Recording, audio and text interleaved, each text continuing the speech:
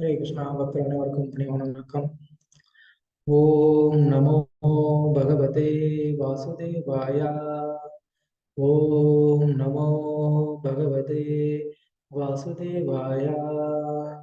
ஓம் நமோ பகவதே வாசுதேவாய.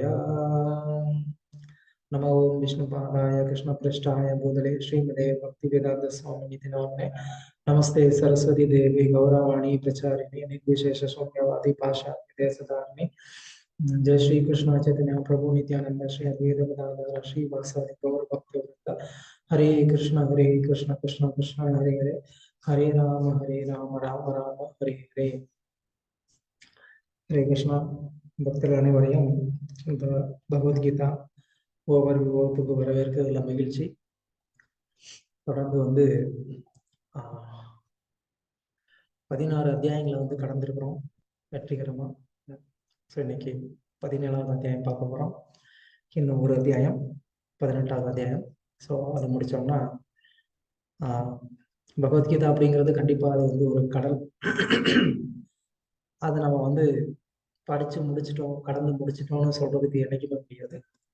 பட் ஆனாலும் இந்த 18 அத்தியாயங்களை நம்ம ஒரு ஓவர்வியூ அதை தெரிஞ்சுக்கிறது மூலமா அட்லீஸ்ட் பகவத்கீதையோடைய ஒரு அறிமுகம் என்னன்னு நான் தெரிஞ்சுக்கிட்டேன் அப்படின்னு சொல்லி நமக்கு ஒரு சாட்டிஸ்ஃபேக்ஷன் அது நமக்கு கண்டிப்பா கிடைக்கும். அதனால ஏதோ கொஞ்சம் நான் கத்துக்கிட்டேன், கண்டிப்பா அது எனக்கு லைஃப்ல பிரயோஜனமா இருந்தது அப்படின்னு சொல்லி நம்ம கண்டிப்பா சந்தோஷப்பட முடியும். அதனால ஒவ்வொரு வாரமும் கண்டிப்பா பகவத்கீதையில கிருஷ்ணர் சொல்லியிருக்கிற விஷயங்கள்ல இருந்து நம்மளுடைய வாழ்க்கைக்கு பிரயோஜனமான பல விஷயங்கள் நம்ம கத்துக்கிட்டு இருக்கிறோம் அப்படின்னு நான் நம்புறேன். அதே விதத்துல இந்த வாரமும் கண்டிப்பா இந்த 17வது அத்தியாயத்துல கிருஷ்ணர் சொல்லியிருக்கக்கூடிய இந்த ஞானத்தின் மூலமாகவும் நம்மளுடைய அன்றாட வாழ்க்கையிலையும் சரி ஆன்மீக வாழ்க்கையிலையும் சரி நமக்கு அது ஒரு மிகச்சிறந்த ஒரு சப்போர்ட்டா ஒரு உறுதுணையா அது இருக்கும்னு நான் நம்புறேன். அதனால நம்ம இன்னைக்கு இந்த 17வது அத்தியாயம் நம்பிக்கையின் பிரிவுகள் அப்படின்னு இந்த அத்தியாயத்துடைய ஒரு தலைப்பு.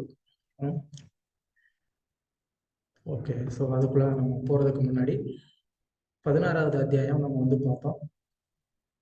அதுல என்ன பார்த்தோம் அப்படிங்கிறத ஒரு சின்ன ஒரு ஓவர்வியூ பார்த்துட்டு நம்ம என்ன பண்ணலாம், இந்த 16வது அத்தியாயத்துக்குள்ள நம்ம போகலாம். 16வது அத்தியாயம் ஒரு சின்ன அத்தியாயம்னு பார்த்தோம். அதுல மொத்தம் 3 பிரிவுகள் இருக்கு அப்படிங்கிறத நம்ம பார்த்தோம்.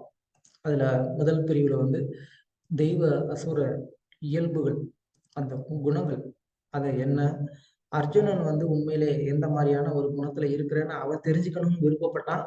அதுக்காக கிருஷ்ணர் அந்த ஒரு கிளாரிட்டியை கொடுக்கறதுக்காக நம்மளுடைய பர்சனல் லைஃப்ல நம்மளும் கூட நம்ம எந்த மாதிரியான ஒரு சுபாவத்துல இருக்கிறோங்கிறத நம்மளும் புரிஞ்சுக்கிறதுக்காக கிருஷ்ணர் ரொம்ப டீட்டெயிலா அந்த 2 விதமான இயல்புகளை சொல்லியிருந்தார் கிருஷ்ணர்.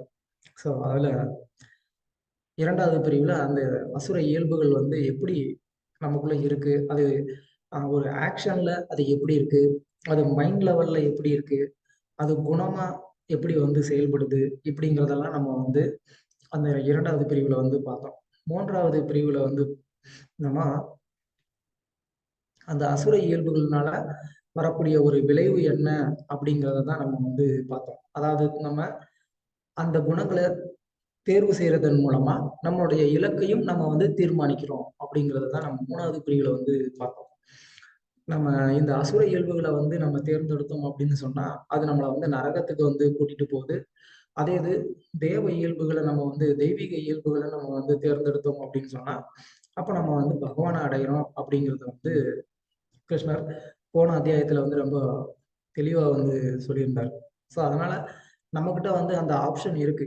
நான் தெய்வீக இயல்புகளை நான் வளர்த்துக்கணுமா, இல்லைன்னா நான் அசுர இயல்புகளை நான் வளர்த்துக்கணுமாங்கிற அந்த ஒரு வாய்ப்பை கிருஷ்ணர் நம்ம கிட்ட கொடுத்துருக்கிறாருங்கிறதெல்லாம் நம்ம போன அத்தியாயத்துல பார்த்தோம்.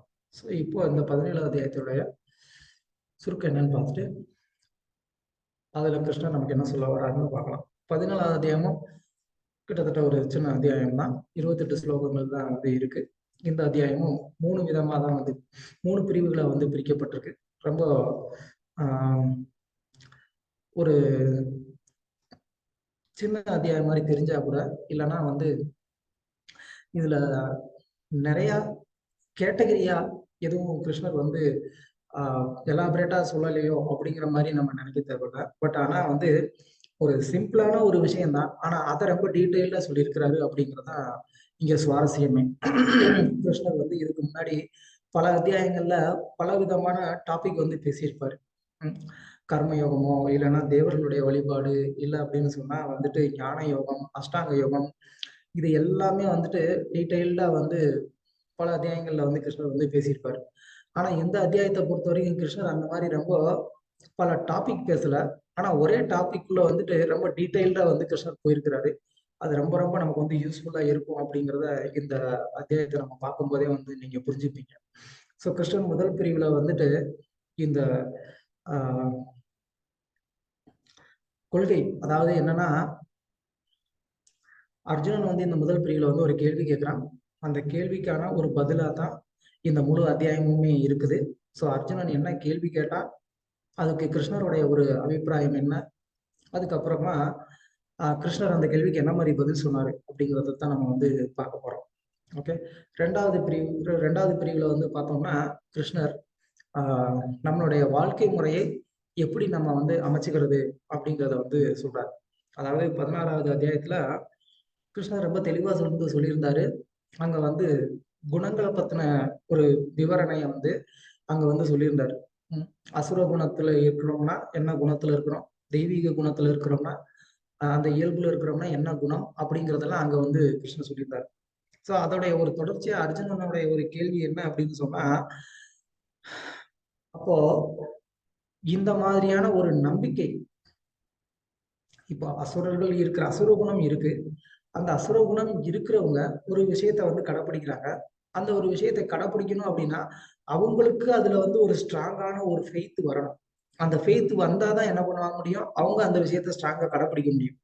இப்ப அர்ஜுனனுடைய ஒரு கேள்வி என்னன்னா, அவங்க எதன் அடிப்படையில அவங்க கடைபிடிக்கக்கூடிய விஷயத்துக்கு மேல ஒரு ஸ்ட்ராங்கான ஒரு நம்பிக்கை வச்சு, அத அவங்க வந்து அவங்களுடைய வாழ்க்கை முழுவதும் அத வந்து கடைப்பிடிக்கிறாங்க அப்படிங்கிறது தான் அர்ஜுனனுக்குள்ள இருக்கக்கூடிய ஒரு சந்தேகம். சோ அந்த சந்தேகத்தை தான் கிருஷ்ணர் இந்த அத்தியாயத்துல வந்து தீர்க்கிறதுக்கு முயற்சி பண்றாரு. ஆஹ் சோ அந்த 2 விதமான மக்களுடைய அந்த நம்பிக்கை, அது எதன் அடிப்படையில இருக்குங்கிறது தான் வாழ்க்கை முறை. ஸோ இதுல நம்ம ரொம்ப டீட்டெயிலா நம்ம பார்க்க போறோம். அது ரொம்ப நமக்கு யூஸ்ஃபுல்லா இருக்கும். அதுக்கப்புறமா அதோடைய ஒரு முடிவு, நம்ம தேர்ந்தெடுக்கக்கூடிய அந்த வாழ்க்கை, அதனுடைய ஒரு முடிவு. இந்த மாதிரியான ஒரு தெய்வீக இயல்புடைய ஒரு வாழ்க்கையை நம்ம வந்து தேர்ந்தெடுத்தோம்னா, அப்போ நம்மளுடைய வாழ்க்கை முறை எப்படி இருக்கும், நம்மளுடைய நம்பிக்கை எல்லாம் எப்படி இருக்கும், அதனால கிடைக்கக்கூடிய ரிசல்ட் என்ன, அதுதான் வந்து 3வது பிரிவுல வந்து கிருஷ்ணர் வந்து சொல்ல வர்றாரு. ஸோ நம்ம இந்த அத்தியாயத்துக்குள்ள போகலாம்.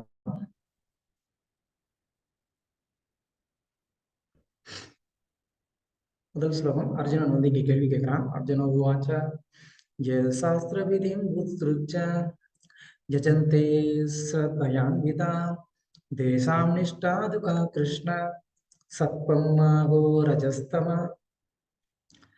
அர்ஜுனன் வினவினான், கிருஷ்ணரே, சாஸ்திரங்களின் விதிகளை பின்பற்றாமல் தங்களது கற்பனைக்கேற்ப வழிபடுபவர்களின் நிலை என்ன? அவர்கள் இருப்பது சத்துவ குணத்திலா, ரஜோகுணத்திலா, தமோ குணத்திலா? இங்க அர்ஜுனன் ஒரு முக்கியமான ஒரு கேள்வியை வந்து கேட்கிறான். ஏன்னா பலவிதமான நம்பிக்கை இருக்கக்கூடிய நபர்களை நம்ம வந்து பார்க்கிறோம். அந்தந்த நபர்கள் அந்தந்த நம்பிக்கைக்கு ஏற்ற மாதிரியான ஒரு தேவதையை வந்து அவங்க வந்து வழிபாடு பண்றாங்க.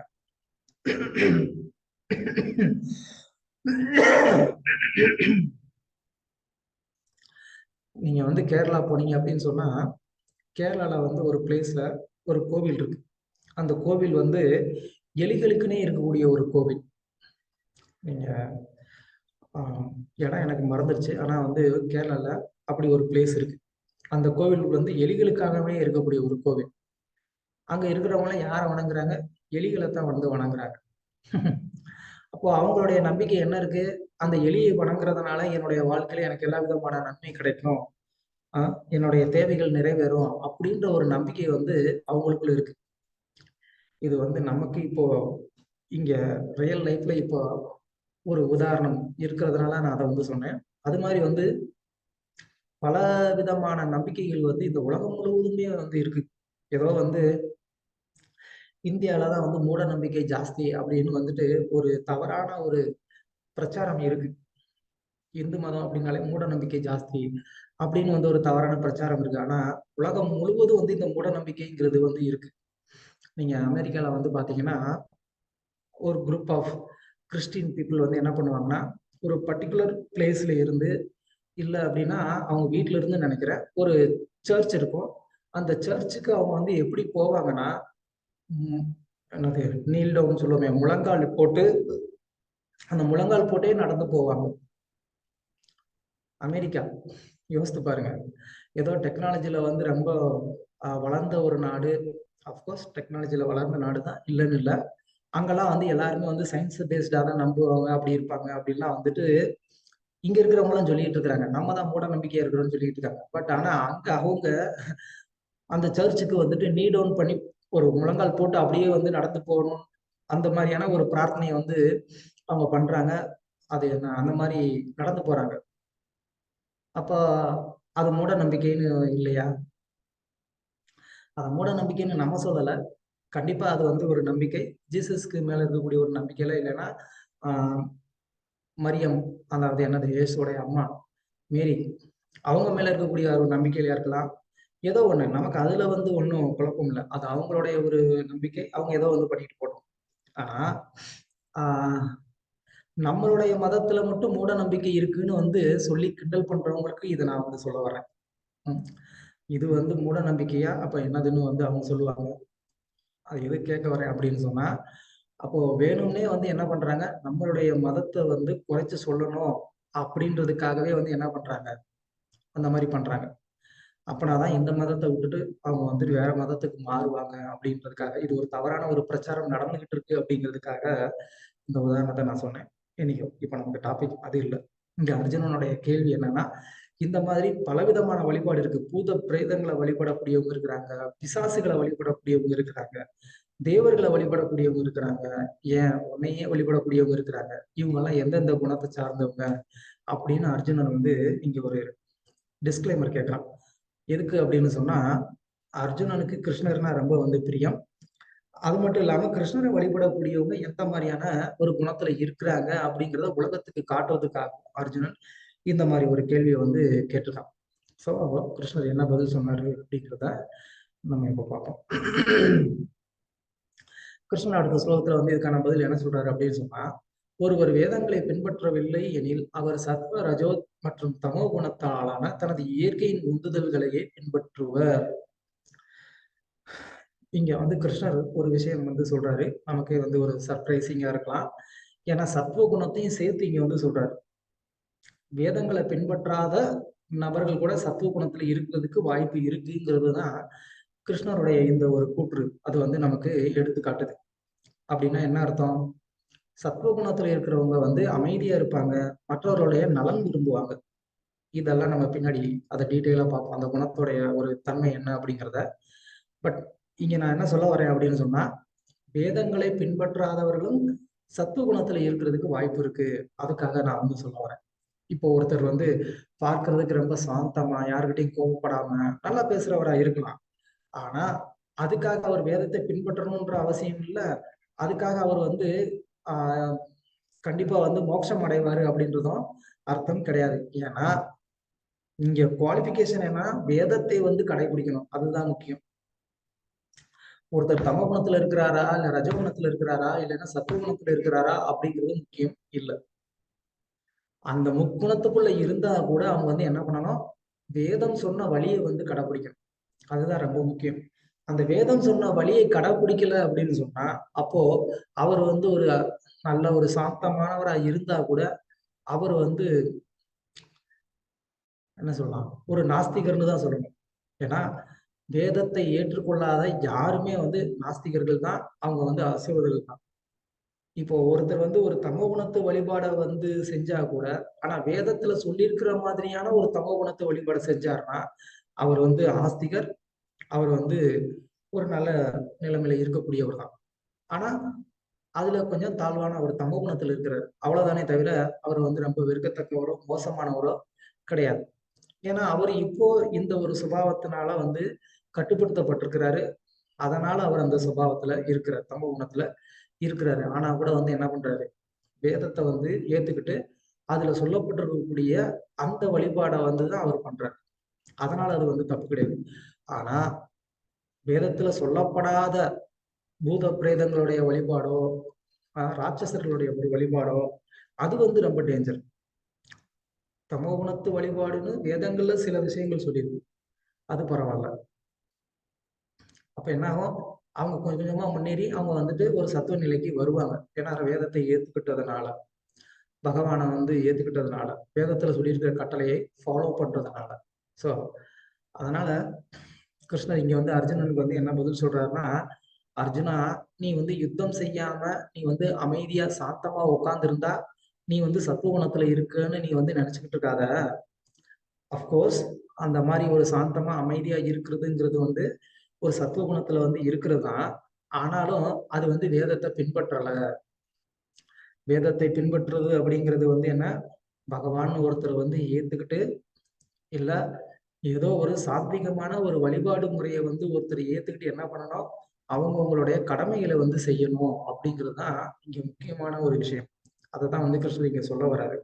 அந்த குணத்துக்கு ஏத்த மாரியான ஒரு வழிபாடையும், அந்த குணத்துக்கு ஏத்த மாரி ஒரு கடமையும் ஒருத்தர் வந்து ஏத்துக்கல அப்படின்னு சொன்னா, அப்போ அவர் வந்து நாஸ்திகர்ன்னும், அவர் வந்து அசுரர் அப்படின்னு சொல்லி நம்ம புரிஞ்சுக்கணும். அதுதான் இங்க வந்து கிருஷ்ணர் அர்ஜுனனுக்கு வந்து சொல்ல விரும்புறாரு. ஸோ இனிமே தொடர்ந்து கிருஷ்ணர் முக்குணங்களுக்குள்ள இருக்கக்கூடிய நெறைய வேறுபட்ட கருத்துக்கள வந்து இங்கே கிருஷ்ணர் அர்ஜுனனுக்கு வந்து சொல்ல வராரு. அது நமக்குமே ரொம்ப ரொம்ப யூஸ்ஃபுல்லா இருக்கும். நம்மளுடைய வாழ்க்கையில என்ன மாரியான ஒரு விஷயங்கள நம்ம வந்து கடைபிடிச்சுட்டு இருக்கிறோம், செஞ்சுகிட்டு இருக்கிறோம் அப்படிங்கிறத வந்து ஆ நம்மளோட வந்து தொடர்பு படுத்தி நம்ம என்ன செய்ய முடியும்? அத நம்ம அடையாளம் கண்டு, நம்ம எந்த இடத்துல இருக்கிறோங்கிறத தெரிஞ்சுக்கிட்டு நம்மள முன்னேத்துறதுக்கு நமக்கு அது ரொம்ப ரொம்ப உதவியா இருக்கும். ஸோ இதுதான் 2வதான ஒரு பிரிவு. நம்ம இந்த நம்பிக்கையின் பிரிவுகளுக்குள்ள நம்மளுடைய வாழ்க்கை வந்து எப்படி இருக்கு? நாம எந்த இடத்துல இருக்கிறோம்? அப்படிங்கிறத தான் இந்த 2வது பிரிவுல நம்ம பார்க்க போறோம். ஸோ இந்த நம்பிக்கையின் பிரிவுக்கு ஏத்த மாதிரி வந்து பல விஷயங்கள் நம்மளுடைய வாழ்க்கையில நம்ம பண்றோம். நம்மளுடைய சாப்பாட்டு முறையா இருக்கட்டும், நம்ம பண்ணக்கூடிய யாகமா இருக்கட்டும், நம்ம பண்ணக்கூடிய தியானமா இருக்கட்டும், நம்ம பண்ணக்கூடிய தானமா இருக்கட்டும், இல்ல நம்மளுடைய பேச்சா இருக்கட்டும், இது எல்லாமே வந்து இந்த குணங்களுடைய அடிப்படையில தான் இது வந்து இருக்கு. ஸோ அந்த குணத்தினுடைய ஒரு அடிப்படையில தான் நம்ம ஒரு விஷயத்த நம்புறோம், ஒரு விஷயத்த விரும்புறோம், ஒரு விஷயம் நமக்கு வந்து சாப்பிடுறதுக்கு வந்து நல்லா இருக்குன்னு தோணுது இல்லையா? சிலருக்கு காரம் அப்படின்னா கொஞ்சமும் பிடிக்காது. சிலருக்கு இனிப்பு அப்படின்னா கொஞ்சமும் பிடிக்காது. இப்படி இந்த மாரியான ஒரு விருப்பு, வெறுப்பு அப்படிங்கிறது எங்க இருந்து வந்து வருது அப்படின்னா, அது அந்த குணத்திலிருந்து தான் வருது. ஸோ கிருஷ்ணர் இப்போ அந்த முக்குணங்களுக்குள்ள இருக்கக்கூடிய பலவிதமான அந்த வெளிப்பாடுகள வந்து சொல்றாரு. அந்த வெளிப்பாடுகள் எப்படி நம்ம வாழ்க்கையில அது வந்து வெளிப்படுத்துறோம் அப்படிங்கிறத நம்ம வந்து தொடர்புபடுத்தி பார்க்கலாம். ஸோ முதல்ல வந்து நம்பிக்கை மற்றும் வழிபாடு. ஒரு ஒரு குணத்துக்கு ஏத்த மாதிரி நம்மகிட்ட வந்து ஒரு நம்பிக்கை இருக்கும். அதுக்கேத்த மாரி ஒரு வழிபாடு இருக்கும். அத நம்ம முன்னாடியே பார்த்தோம். அதுக்கப்புறம் உணவு பழக்கவழக்கமும் அதே மாதிரி தான் இருக்கும். இது ரொம்ப கேஷுவலா நீங்க இந்தியால கவனிச்சிருந்தீங்கன்னா, உங்களுக்கு வந்து தெரியும். ரொம்ப ஒரு தமோகுணமா இருக்கக்கூடியவங்களுடைய ஒரு உணவு, அது வேற மாரி இருக்கும். அவங்களுடைய டேஸ்ட் வேற மாரி இருக்கும். பிரபுபாதர் வந்து ஒரு உதாரணம் வந்து சொல்லியிருப்பாரு. என்ன அப்படின்னு சொன்னா, அந்த அவங்க வீட்ல வேலை பார்த்த பிரபுபாதருடைய பர்சனல் லைஃப்ல நடந்த எக்ஸாம்பிள் சொல்லியிருப்பாரு. அவருடைய வீட்ல வேலை பார்த்த ஒரு அம்மா இருப்பாங்க. அந்த அம்மாவுக்கு வந்துட்டு இவரு என்ன பண்ணுவாரு, பாஸ்மதி ரைஸ் வந்து குடுப்பாரு. "இந்தாங்க இந்த பாஸ்மதி ரைஸ் வச்சு சாப்பிடுங்க" அப்படின்னு சொல்லி. அவங்க வாங்கிட்டு போயிட்டு ஒரு நாள் வந்து சமைச்சு சாப்பிட்டு பார்த்துட்டு, "ஐயோ! இது எங்களுக்கு வேணாங்க. இந்த அரிசியே வந்து எங்களுக்கு பிடிக்கல, செட் ஆகல" அப்படின்னு சொல்லிட்டு என்ன பண்ணுவாங்க, அவங்க ரேஷன் அரிசிய வாங்கி சாப்பிட ஆரம்பிச்சுருவாங்க. ஸோ பிரபுபாதர் அதான் வந்து சொல்லுவாரு. இது வந்து அந்த குணத்துடைய ஒரு தாக்கம். அவங்க என்ன மாரி குணத்துல இருக்கிறாங்களோ, அவங்க அதுக்கேத்த மாதிரி தான் வந்து விரும்புவாங்க அப்படின்னு. அதுக்கப்புறம் யாகம். நம்ம வந்து செய்யக்கூடிய யாகங்கள் அப்படின்னு சொன்னா சில தேவதைகளுக்கு செய்யக்கூடிய யஜ்யம் இருக்கு. உலக நன்மைக்காக செய்யக்கூடிய யஜ்யம் இருக்கு. உதாரணத்துக்கு நம்ம பாகவதத்தை பார்த்தோம் அப்படின்னு சொன்னா, பாகவதத்தினுடைய ஆரம்பத்திலேயே இந்த சௌனகரிசிகள் நைமிஷாரண்யம்ன்ற அந்த இடத்துக்கு போய் ஒரு சத்திர யஜ்யம் அப்படின்னு சொல்லி ஒண்ணு வந்து பண்ண போறாங்க. 1000 வருடம் வந்து யஜ்யம் பண்ணணும்னு சொல்லி ஒரு இடத்த தேர்ந்தெடுத்து அங்க போறாங்க. எதுக்காகன்னா, உலக மக்களுடைய நன்மைக்காக அப்படின்னு சொல்லி அங்க வந்து சொல்லப்பட்டிருக்கு. சோ உலக மக்களுடைய நன்மைக்காக ஒருத்தர் வந்து 1000 வருட காலம் யஜ்யம் பண்ணணும் அப்படின்னு சொன்னா யோசித்து பாருங்க. எந்த அளவுக்கு வந்துட்டு ஒரு உறுதி இருக்கணும், எந்த அளவுக்கு ஒரு தியாக மனப்பான்மை இருக்கணும். சோ இந்த மாதிரி யாகத்திலேயே வந்து நிறைய வெரைட்டி இருக்கு. நம்ம ஒண்ணு தனித்தனியா டிஸ்கஸ் பண்ணும்போது அதுக்கான உதாரணத்தோட பார்ப்போம். அப்புறமா நடத்தை. இந்த நடத்தையும் வந்து நமக்கு தெரியும். வேற குணங்கள்ல இருக்கிறவங்க அதுக்கேத்த மாதிரி இருப்பாங்க. சிலர் வந்து சுறுசுறுப்பா இருப்பாங்க, சிலர் சோம்பேறியா இருப்பாங்க, சிலர் அமைதியா இருப்பாங்க.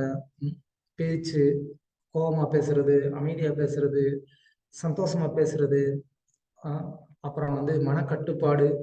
சிலர் வந்து எப்பயுமே வந்துட்டு சஞ்சலமா இருப்பாங்க, நம்மளே பார்த்திருப்போம். சிலர் வந்து ரொம்ப ஸ்திரமா இருப்பாங்க. ஒரு முடிவு எடுத்தாங்கன்னா நல்லா ஆழ யோசிச்சு வந்து முடிவு எடுப்பாங்க. சில பேர் வந்துட்டு அப்படியே வந்து ரொம்ப டைலமால இருப்பாங்க. அப்புறம் தானம் கொடுக்கறது. நம்ம தானம் கொடுக்கறதும் வந்து பல, அதாவது இந்த முக்குணங்கள்ல அதுவும் வந்து மாறுபடுது. தமோ குணத்துல கொடுக்கக்கூடிய தானம் அப்படின்னு சொல்லி வேறுபடுது. அதுவும் என்ன அப்படிங்கிறத நம்ம வந்து பார்ப்போம். ஓகே, முதல்ல வந்து இதுக்கு உதாரணமா இந்த ஒரு 3 சகோதரர்களுடைய ஒரு உதாரணத்தை நம்ம வந்து பார்க்கலாம். எப்படி முக்குணங்கள் இருக்கு, அந்த முக்குணத்துக்கு ஏத்த மாதிரி அந்த 3 பேருடைய நடவடிக்கை எப்படி இருக்கு அப்படின்னு சொல்லி. இது ராமாயணத்துல வரக்கூடிய 3 சகோதரர்கள், விபீஷணன், ராவணன், அப்புறமா கும்பகர்ணன். சோ விபீஷணன் வந்து எப்போதும் வந்து எல்லோருக்கும் நன்மையை நினைக்கக்கூடியவன். அவன் யாருக்குமே எந்த விதமான கெடுதலும் வந்து நடக்கக்கூடாதுன்னு நினைக்கக்கூடியவன். அப்புறம் ரொம்ப அமைதியானவன், பகவானுக்கு மேல பக்தி உள்ளவன். அதே இது ராவணனை எடுத்துக்கிட்டோம் அப்படின்னு சொன்னா, அவனுடைய சுய இன்பம் தான் அவனுக்கு முக்கியம். மற்றவருடைய கவலை, மற்றவர்கள் எந்த அளவுக்கு வந்து பாதிக்கப்படுவாங்கிறத பத்தின ஒரு கவலை அவனுக்கு வந்து கிடையாது. சோ அதனால வந்து அவன் வந்து ஒரு நீதி, நேர்மை, நியாயம் இது எதையுமே பத்தி அவன் கவலைப்பட மாட்டான். அவனுக்கு அவனுடைய இன்பம் தான் முக்கியம். சோ இது வந்து ராவணனுடைய ஒரு தன்மை. மூணாவதா வந்து கும்பகர்ணன். கும்பகர்ணனை பொறுத்த வரைக்கும் எது சரி எது தப்பு அப்படிங்கிற அந்த ஒரு நாலேஜ் வந்து இல்ல, இல்ல ஒருவேளை இருந்தா கூட வந்து அவன் வந்து ஒரு சரியான ஒரு முடிவை வந்து எடுக்கிறதும் கிடையாது. இப்ப கும்பகர்ணனுக்கு வந்து ராவணன் செய்தது தப்பு அப்படின்னு தெரியும். ஏன் நீ வந்து சீதாவை தூக்கிட்டு வந்த அப்படின்னு அவன் கேட்பான். ஆனா கூட வந்து என்னுடைய அண்ணனை நான் வந்து விட்டுட்டு போக முடியாது அப்படின்னு சொல்லி என்ன பண்ணுவான், அவன் வந்து ராவணனுக்காக யுத்தம் பண்ணி அவன் வந்து செத்து போவான். வாழ்ந்தப்ப என்ன பண்ணான், சாப்பிடுவான், நல்லா வந்து ட்ரிங்க் பண்ணுவான், அதாவது லிக்கர், மது அருந்துவான், அப்புறமா தூங்கிடுவான். இவ்வளவுதான் அவனுக்கு தெரிஞ்சது. சோ இந்த ஒரு 3 கேரக்டர்ல இருந்தே நம்ம தெரிஞ்சுக்கலாம். இந்த 3 கேரக்டரும் வந்து எந்த மாதிரியான ஒரு குணத்துல வந்து செயல்படுறாங்க அப்படின்னு சொல்லிட்டு. சோ யார் சொல்றீங்க? விபீஷணன் என்ன குணத்துல வந்து இருந்தான்?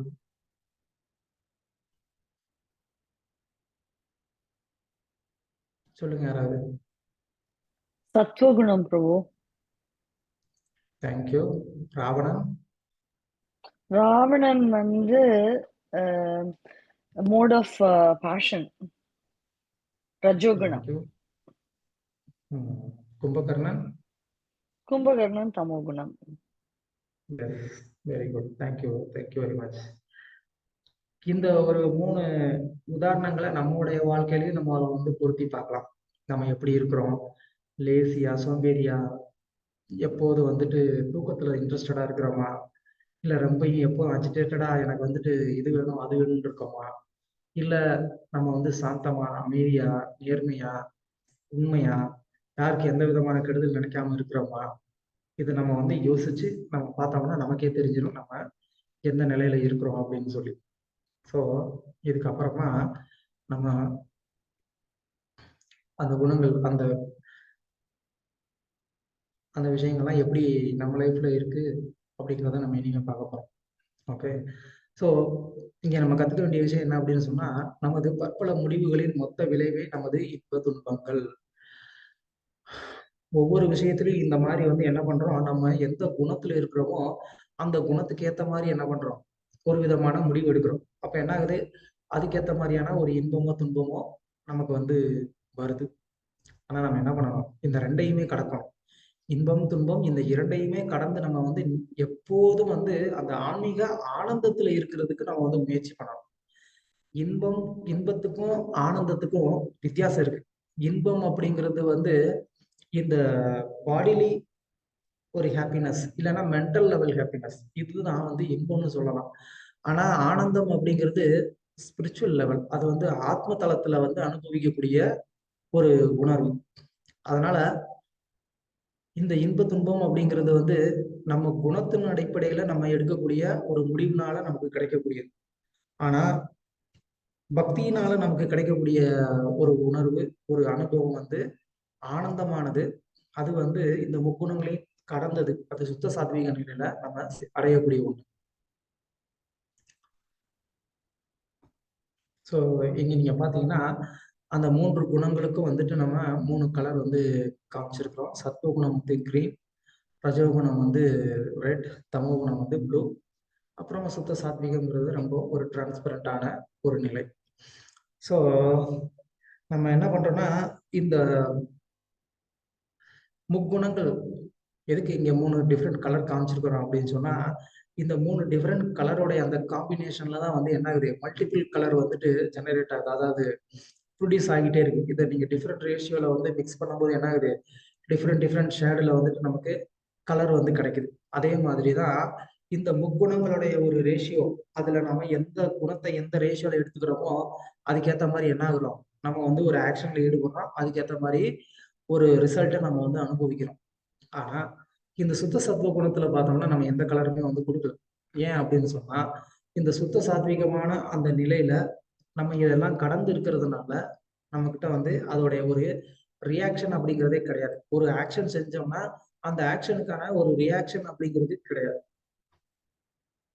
அதனால தான் இங்க வந்து டிரான்ஸ்பரண்டான ஒரு கலர்ல நம்ம வந்து இத குடுத்துருக்கிறோம். ஏன்னா சுத்த சாத்வீகமான நிலை அப்படிங்கிறது முழுவதுமா ஒரு ஆன்மீக நிலையில நம்ம வந்து செயல்படுறதுன்னு அர்த்தம். ஸோ ஆன்மீக நிலையில யார் வந்து செயல்படுறாங்களோ, அவங்களுடைய எந்த ஒரு செயலுக்குமே வந்துட்டு ஒரு விளைவு அப்படிங்கிறது கிடையாது.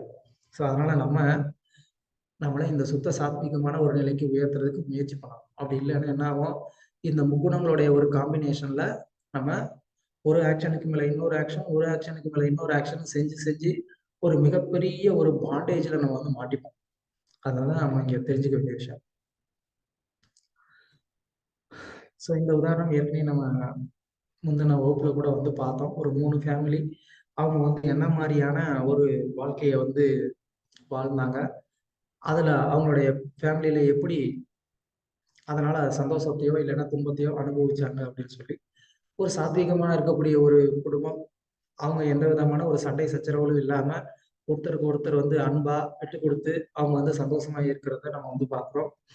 இன்னொருத்தவங்க வந்துட்டு எப்போதுமே வந்துட்டு செல்ஃப் கிராட்டிஃபிகேஷனயே வந்துட்டு ஒரு ஆ டார்கெட்டா வச்சிருக்கக்கூடிய ஃபேமிலி. எப்போதும் பணம், பணம், பணம் அப்படின்னு சொல்லி அந்த பணத்தினால அதுக்கப்புறமா செல்ஃப் கிராட்டிஃபிகேஷன். ஹார்ட் ஒர்க் பண்ணி நல்லா செல்ஃப் கிராட்டிஃபிகேஷன் பண்றது. ஸோ அது 2வது ஃபேமிலி. 3வது ஃபேமிலி வந்து பார்த்தீங்கன்னா, கம்ப்ளீட் செல்ஃப் கிராட்டிஃபிகேஷன். அவங்கள வந்து சம்பாரிக்கணுங்கிறது கூட வந்து 2வது. இல்ல ஒருவேளை சம்பாரிச்சோம் அப்படின்னு சொன்னா கூட வந்து, கம்ப்ளீட்டா அத வந்து செல்ஃப் கிராட்டிஃபிகேஷனுக்குன்னே வந்து யூஸ் பண்ணக்கூடியது. ஸோ அது கம்ப்ளீட்டான ஒரு தமோ குணத்துல இருக்கக்கூடிய ஒரு நிலை. அவங்க வந்து ஹார்ட் ஒர்க் பண்ணி சம்பாரிக்கணும்ன்றதெல்லாம் வந்து கிடையாது. ஈஸியா சம்பாரிக்கணும். ஆ நல்லா டபுளா என்ஜாய் பண்ணணும். பட் ஆனா ரஜகுணத்துல இருக்கிறவங்க அப்படி இல்ல. ஹார்ட் ஒர்க் பண்ணுவாங்க. அந்த ஹார்ட் ஒர்க்ல இருந்து வரக்கூடிய ரிசல்ட் என்ஜாய் பண்ணணும்னு நெனைப்பாங்க. ஆனா தமோ குணத்துல இருக்கிறவங்க ஹார்ட் ஒர்க் பண்ணாமலே வந்துட்டு டபுளா என்ஜாய் பண்ணணும்னு நெனைப்பாங்க. ஸோ அதனால எப்போதும் சண்டை சச்சரவுகள் தான் ஜாஸ்தியா இருக்கும். ஏன்னா எக்ஸ்பெக்டேஷன் வந்து டூ மச்.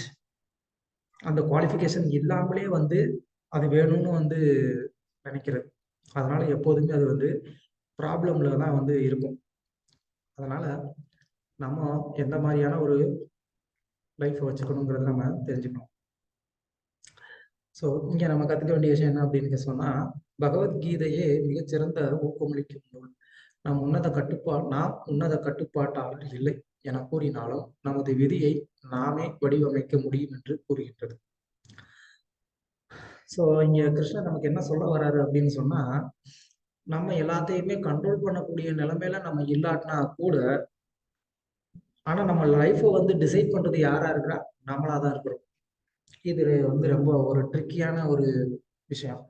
என்னன்னா ஒரே சமயத்துல நம்ம வந்து ஒரு விஷயத்த டிசைட் பண்ணக்கூடிய ஆளாகவும் இல்ல. ஆனா அதே நேரத்துல நம்ம வாழ்க்கையில நடக்கக்கூடியதெல்லாம் நாம தான் டிசைட் பண்ணிக்கிட்டு இருக்கிறோங்கிறதும் ஆஹ் இங்க ஒரு ட்ரிக்கா வந்து சொல்லப்பட்டிருக்கு. அது உண்மையும் கூட. என்னன்னா நம்ம வாழ்க்கையில நடக்கிறத நம்மளால வந்து டிசைட் அதாவது தடுக்க முடியாது. அதுதான் உண்மை. இப்போ ஒருத்தருக்கு வந்து ஒரு பனிஷ்மெண்ட் வந்து வர வேண்டியது இருக்கு அப்படின்னு சொன்னா, அவர்னால அந்த வர வேண்டிய பனிஷ்மெண்ட்டை வந்து தடுக்க முடியுமான்னு பார்த்தா தடுக்க முடியாது. ஏன்னா, அத ஆல்ரெடி வந்து அவர் செய்த அந்த குற்றத்துக்கான ஒரு பனிஷ்மெண்ட். அது வந்தே வரும். ஆனா, என்ன பண்ணலாம் அவரு?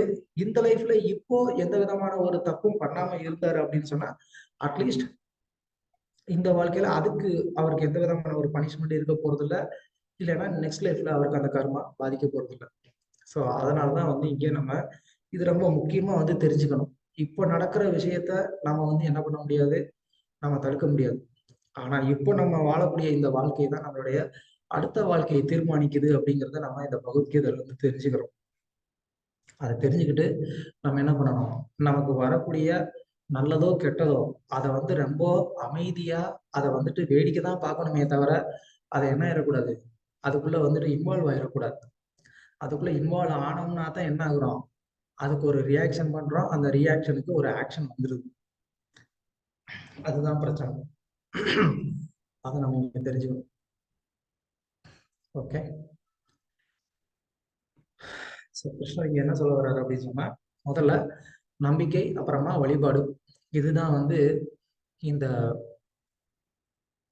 2வது பிரிவுல நம்ம பார்க்கக்கூடிய ஒரு அதாவது இந்த முக்குணங்கள்ல வரக்கூடிய ஒரு முதல் பாடம். என்னன்னா, அந்த நம்பிக்கை, வழிபாடு. இது எப்படி இருக்கும்? 3 குணத்திலயும். சத்துவ குணத்துல இருக்கிறவங்களுடைய நம்பிக்கை, வழிபாடு எப்படி இருக்கும்? ஆ ரஜோகுணத்துல இருக்கிறவங்களுடைய நம்பிக்கை, வழிபாடு எப்படி இருக்கும்? அப்புறமா வந்து தமோ குணத்துல இருக்கிறவங்களுடைய நம்பிக்கை, வழிபாடு எப்படி இருக்கும்? அதுதான் வந்து கிருஷ்ணர் இங்க சொல்லப் போறாரு. ஓகே. அதாவது அர்ஜுனன் கேட்கிறான். தென் கிருஷ்ணர் வந்து பதில் சொல்றார். யஜந்தோ சாத்விகா தேவான் யக்ஷராட்சாம்சி ராஜச பிரேதான் பூதகணாம் சான்யே யஜந்தே தாமசா ஜனா. சத்துவகுணத்தில் இருக்கும் மனிதர்கள் தேவர்களை வழிபடுகின்றனர். ரஜோகுணத்தில் இருப்பவர்கள் அசுரர்களை வழிபடுகின்றனர். தமோகுணத்தில் இருப்பவர்கள் பேய்களையும் பூதங்களையும் வழிபடுகின்றனர். ஸோ இங்க வந்து அர்ஜுனனே வந்து சொல்றான், எந்தெந்த குணத்துல இருக்கிறவங்க என்ன மாதிரியான ஒரு வழிபாட்டுல வந்து இருக்கிறாங்க அப்படின்னு சொல்லி. சத்துவ குணத்துல இருக்கிறவங்க வந்து என்ன பண்றாங்க? தேவர்களை வந்து வழிபாடு பண்றாங்க. இப்போ நம்ம வந்து பார்க்குறோம், பல தேவர்களுடைய கோவில்கள் இந்தியால பல இடங்கள்ல இருக்கு. தமிழ்நாட்டுல எஸ்பெஷலி நிறைய இருக்கு. ஸோ அவங்கெல்லாம் வந்து தேவர்களுடைய வழிபாட்டுல இருக்கிறவங்கலாம் யாரு? சத்துவ குணத்துல இருக்கக்கூடியவங்க. அசுரர்கள் அசுரர்கள்னா யாரு? அதாவது இப்போ உதாரணத்துக்கு சொல்லணும்னா, எஸ்பெஷலி தமிழ்நாட்டுல வந்து பெரியார வந்து வணங்கக்கூடியவங்க இருக்கிறாங்க. அந்த பெரியார் அப்படிங்கிறது வந்து அவங்க ஏன் பெரியார்னு வச்சாங்கன்னு தெரியாது. அவர் ஒரு சிறியார். ம். அவருடைய சிலைய வச்சு வழிபாடு பண்றாங்க. இது ஒரு அசுர வழிபாடு இல்லையா? ரஜோகுணத்துல இருக்கிறவங்கலாம் இந்த மாரி தான் இருப்பாங்க. தமோகுணத்துல இருக்கிறவங்க பூத பிரேதங்கள வந்து வழிபாடு பண்றாங்க. பேய்கள வந்து வழிபாடு பண்றாங்க. இதெல்லாம் வந்து தமோகுணத்துல இருக்கக்கூடியது. ஆ நீங்க வந்து இப்போ நீங்க கேள்விப்பட்டிருக்கலாம். அந்த தாந்திரீகம் பண்ணக்கூடியவங்கலாம் வந்து என்ன பண்றாங்க? நைட்டு சுடுகாட்டுக்கு போயி, அந்த சுடுகாட்டுல வந்து அவங்க வந்து பூஜை பண்ணுவாங்க. ஸோ அந்த மாரி அவங்க வந்து பூத பிரேதங்கள் எல்லாம் வந்து பூஜை பண்ணி, அவங்கள வந்து தன்னுடைய கண்ட்ரோல்ல வச்சுக்கிட்டு என்ன பண்ணுவாங்க? அத வச்சு அவங்க வந்து சம்பாத்தியம் பண்ணுவாங்க. என்ன பண்ணுவாங்க? அந்த பூதத்த யார் மேலயாவது வந்து ஏவி விட்டுறது. அதுக்கப்புறமா அத அவங்களே போய் திரும்ப அதுலருந்து விடுவிக்கிற மாரி சொல்லி, அவங்க கிட்ட இருந்து காசு வாங்குறது. இந்த மாரிலாம் வந்து பண்ணுவாங்க. ஸோ அதனால இந்த 3மே வந்துட்டு எந்த குணத்துல இருக்கிறது அப்படிங்கிறத நம்ம தெரிஞ்சுக்கணும். ஓகே. பட் தேவர்களை வழிபடுறது சத்துவ குணமா இருந்தா கூட, அந்த சத்துவ குணத்துல செய்யக்கூடிய அந்த ஒரு வழிபாடு அப்படிங்கிறது வந்து ஒரு மிகச்சிறந்த ஒரு வழிபாடு அப்படிங்கிறது கிடையாது. ஏன்னா ஆபிரம புவனாலோக புனராவர்த்தின்னு அர்ஜுனா அப்படின்னு கிருஷ்ணர் ஏற்கனவே சொல்லிட்டாரு. தேவர்களை வழிபடுறவங்க தேவர்களுடைய லோகத்துக்கு தான் போவாங்க. ஆனா அங்க போனவங்க திரும்ப வந்தாகணும் அப்படிங்கறத நம்ம தெரிஞ்சுக்கணும். அதனால மிகச்சிறந்த ஒரு வழிபாடு என்ன அப்படின்னு சொன்னா பகவான் கிருஷ்ணரை வழிபாடு பண்ணக்கூடியதுதான் மிகச்சிறந்த ஒரு வழிபாடு. இது வந்து சுத்த சாத்வீகமான நிலையில செய்யக்கூடிய ஒரு வழிபாடு. இல்லைன்னா இந்த வழிபாடை செய்யக்கூடியவங்க என்ன ஆகுறாங்க, கொஞ்சம் கொஞ்சமா அந்த சுத்த சாத்வீக நிலைக்கு தன்னை வந்து உயர்த்திக்கிறாங்க. அதனால என்ன ஆகுது, அவங்க இந்த கர்ம வினைகள்ல இருந்து விடுபடுறாங்க. அதனால என்ன பிரயோஜனம், அவங்க இந்த பௌதிக உலகத்துல திரும்ப பிறக்காம பகவானை வந்து சென்றடைகிறாங்க. ஸோ அதுதான் வந்து இந்த வழிபாட்டுல இருக்கக்கூடியது. அப்புறமா உணவு முறை, இந்த 3 குணங்கள்ல இருக்கிறவங்க எந்த மாதிரியான ஒரு உணவை வந்து விரும்புவாங்க அப்படிங்கிறத கிருஷ்ணர் சொல்ல வர்றார். 8வது ஸ்லோகத்துல இருந்து 10வது ஸ்லோகம் வரைக்கும்.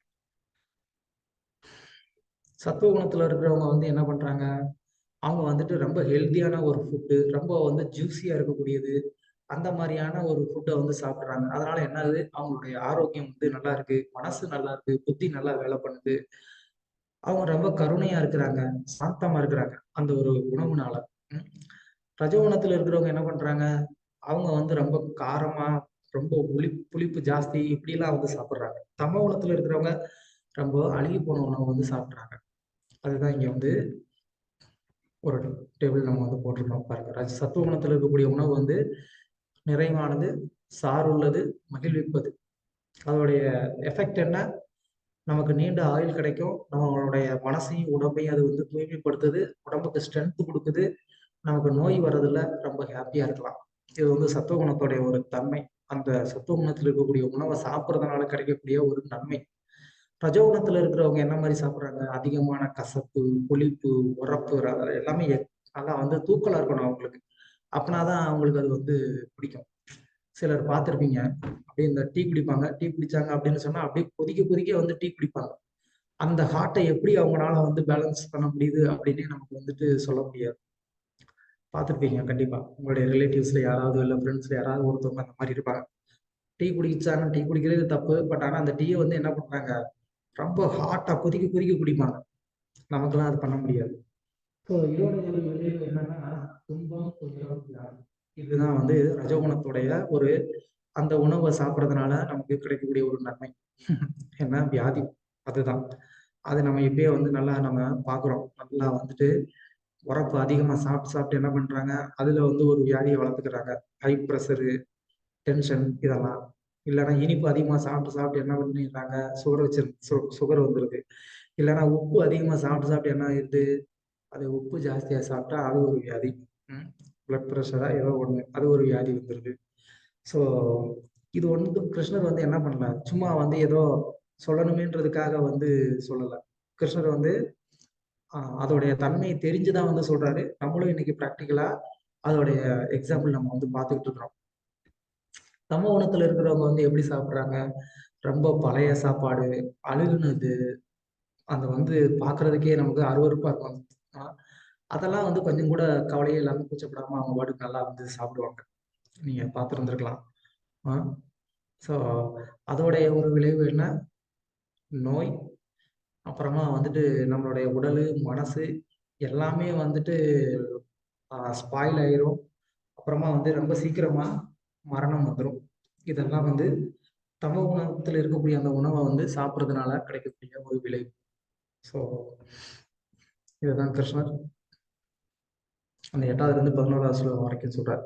இங்க நம்ம தெரிஞ்சுக்க வேண்டியது என்ன அப்படின்னா, நம்ம சாப்பிடக்கூடிய அந்த சாப்பாடு, உணவு அதுதான் வந்து நம்மள வந்து மோல்டு பண்ணுது, உருவாக்குது. எப்படின்னா, கிருஷ்ணர் இனிமே அடுத்து வர அந்த சொல்லக்கூடிய விஷயங்களையும் வந்து கிருஷ்ணர் வந்து சொல்றாரு. நம்மளுடைய சுபாவம் எப்படி வந்து மாறும் அந்த உணவுனால அப்படின்னு சொல்லி. ஸோ ஒருத்தர் வந்து தன்னுடைய உடலையோ, மனதையோ அவர் வந்து எப்படி வச்சிருக்கிறாரு அப்படிங்கிறத பார்த்து நம்ம வந்து தெரிஞ்சுக்கலாம். அவருடைய சாப்பாடு எந்த மாரி இருக்கும் அப்படின்னு சொல்லி. இல்லையா? ஸோ அதனால நம்ம வந்து என்ன பண்ணணும்?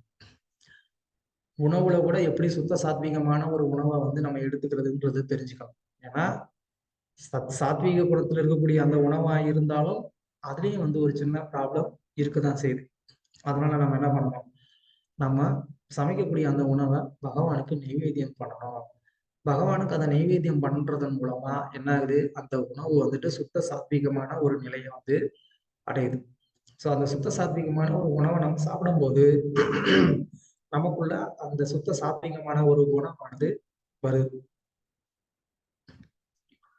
அதனால நம்ம வந்து ஜஸ்ட் வந்து ஒரு ஆஹ், நம்ம வெஜிடேரியனா இருக்கிறோம் அப்படிங்கிறது ஒரு முக்கியமானது கிடையாது.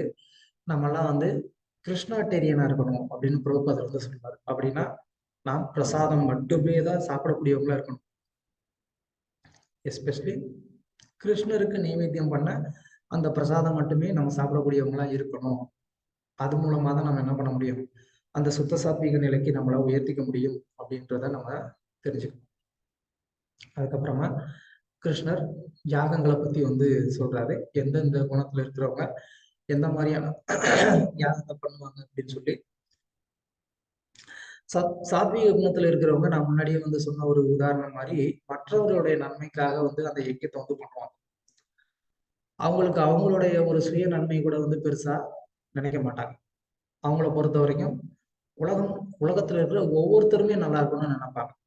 அந்த நைமிச்சாரண்ய ரிஷிகள் வந்து உலக நன்மைக்காக அந்த சத்திர யஜ்யம் வந்து பண்ணாங்க. அதுதான் நம்ம தெரிஞ்சுக்க வேண்டியது. ரஜோகுணத்துல இருக்கக்கூடியவங்க வந்து என்ன பண்றாங்க, அவங்க வந்து ஆஹ் பெருமைக்காக வந்து இல்லைன்னா வந்து புலனின்பத்துக்காக வந்து யாகம் பண்ணுவாங்க. யாகத்தினால வந்து குழந்தை பிறக்கணும், இல்லைன்னா வந்துட்டு கடன் தொல்லை தீரணும், இந்த மாதிரி பலவிதமான ஒரு வேண்டுதல் இருக்கும். ஒரு தேவைக்காக வந்து யஜ்யம் பண்ணுவாங்க. தமோ குணத்துல இருக்கிறவங்க வந்து என்ன பண்ணுவாங்க, அப்படியே வந்துட்டு ஒரு அகங்காரத்தினால வந்து யஜ்யம் பண்ணுவாங்க. நான் தான் வந்து பெரியவன், என்கிட்ட இருக்கக்கூடிய இந்த பணத்தை வந்து காமிச்சு நான் வந்து ரொம்ப பெரிய ஆளுன்னு நான் வந்து காமிச்சுக்கணும் அப்படிங்கிறதுக்காக வந்து யஜ்யம் பண்ணுவாங்க. ஒரு அகங்காரத்தோட செய்யக்கூடிய ஒரு யஜ்யம் வந்து தமோ குணத்துல செய்யக்கூடிய ஒரு யஜ்யம். ஸோ இது யஜ்யம். சாத்வீக குணத்துல இருக்கிறவங்க சாஸ்திரத்தின்படி யஜ்யம் பண்றாங்க, அதை தன்னுடைய கடமையா நினைக்கிறாங்க. அது மட்டும் இல்லாம அந்த யஜ்யத்தினால தனக்கு வந்துட்டு எந்த விதமான ஒரு பலனும் வேணும்னு அவங்க வந்து எதிர்பார்க்கிறது கிடையாது. இதெல்லாமே சாத்வீக குணத்தினுடைய ஒரு வெளிப்பாடு. ரஜகுணத்துல இருக்கிறவங்க பௌதிக நன்மைக்காக பண்றாங்க, தற்பெருமைக்காக பண்றாங்க. தமோ குணத்துல இருக்கிறவங்க சாஸ்திரம் சொல்றபடி செய்யறது கிடையாது. அது வந்து ஒரு உருப்படியா வந்து ஒரு பிரசாத விநியோகமும் செய்யறது கிடையாது. அப்புறம் அதுல வந்து வேத மந்திரங்களை வந்து சொல்றது கிடையாது.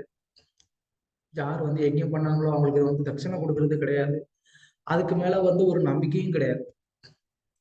அப்புறம் ஏன் தான் பண்றாங்க அப்படின்னு கேட்டா கர்வம்.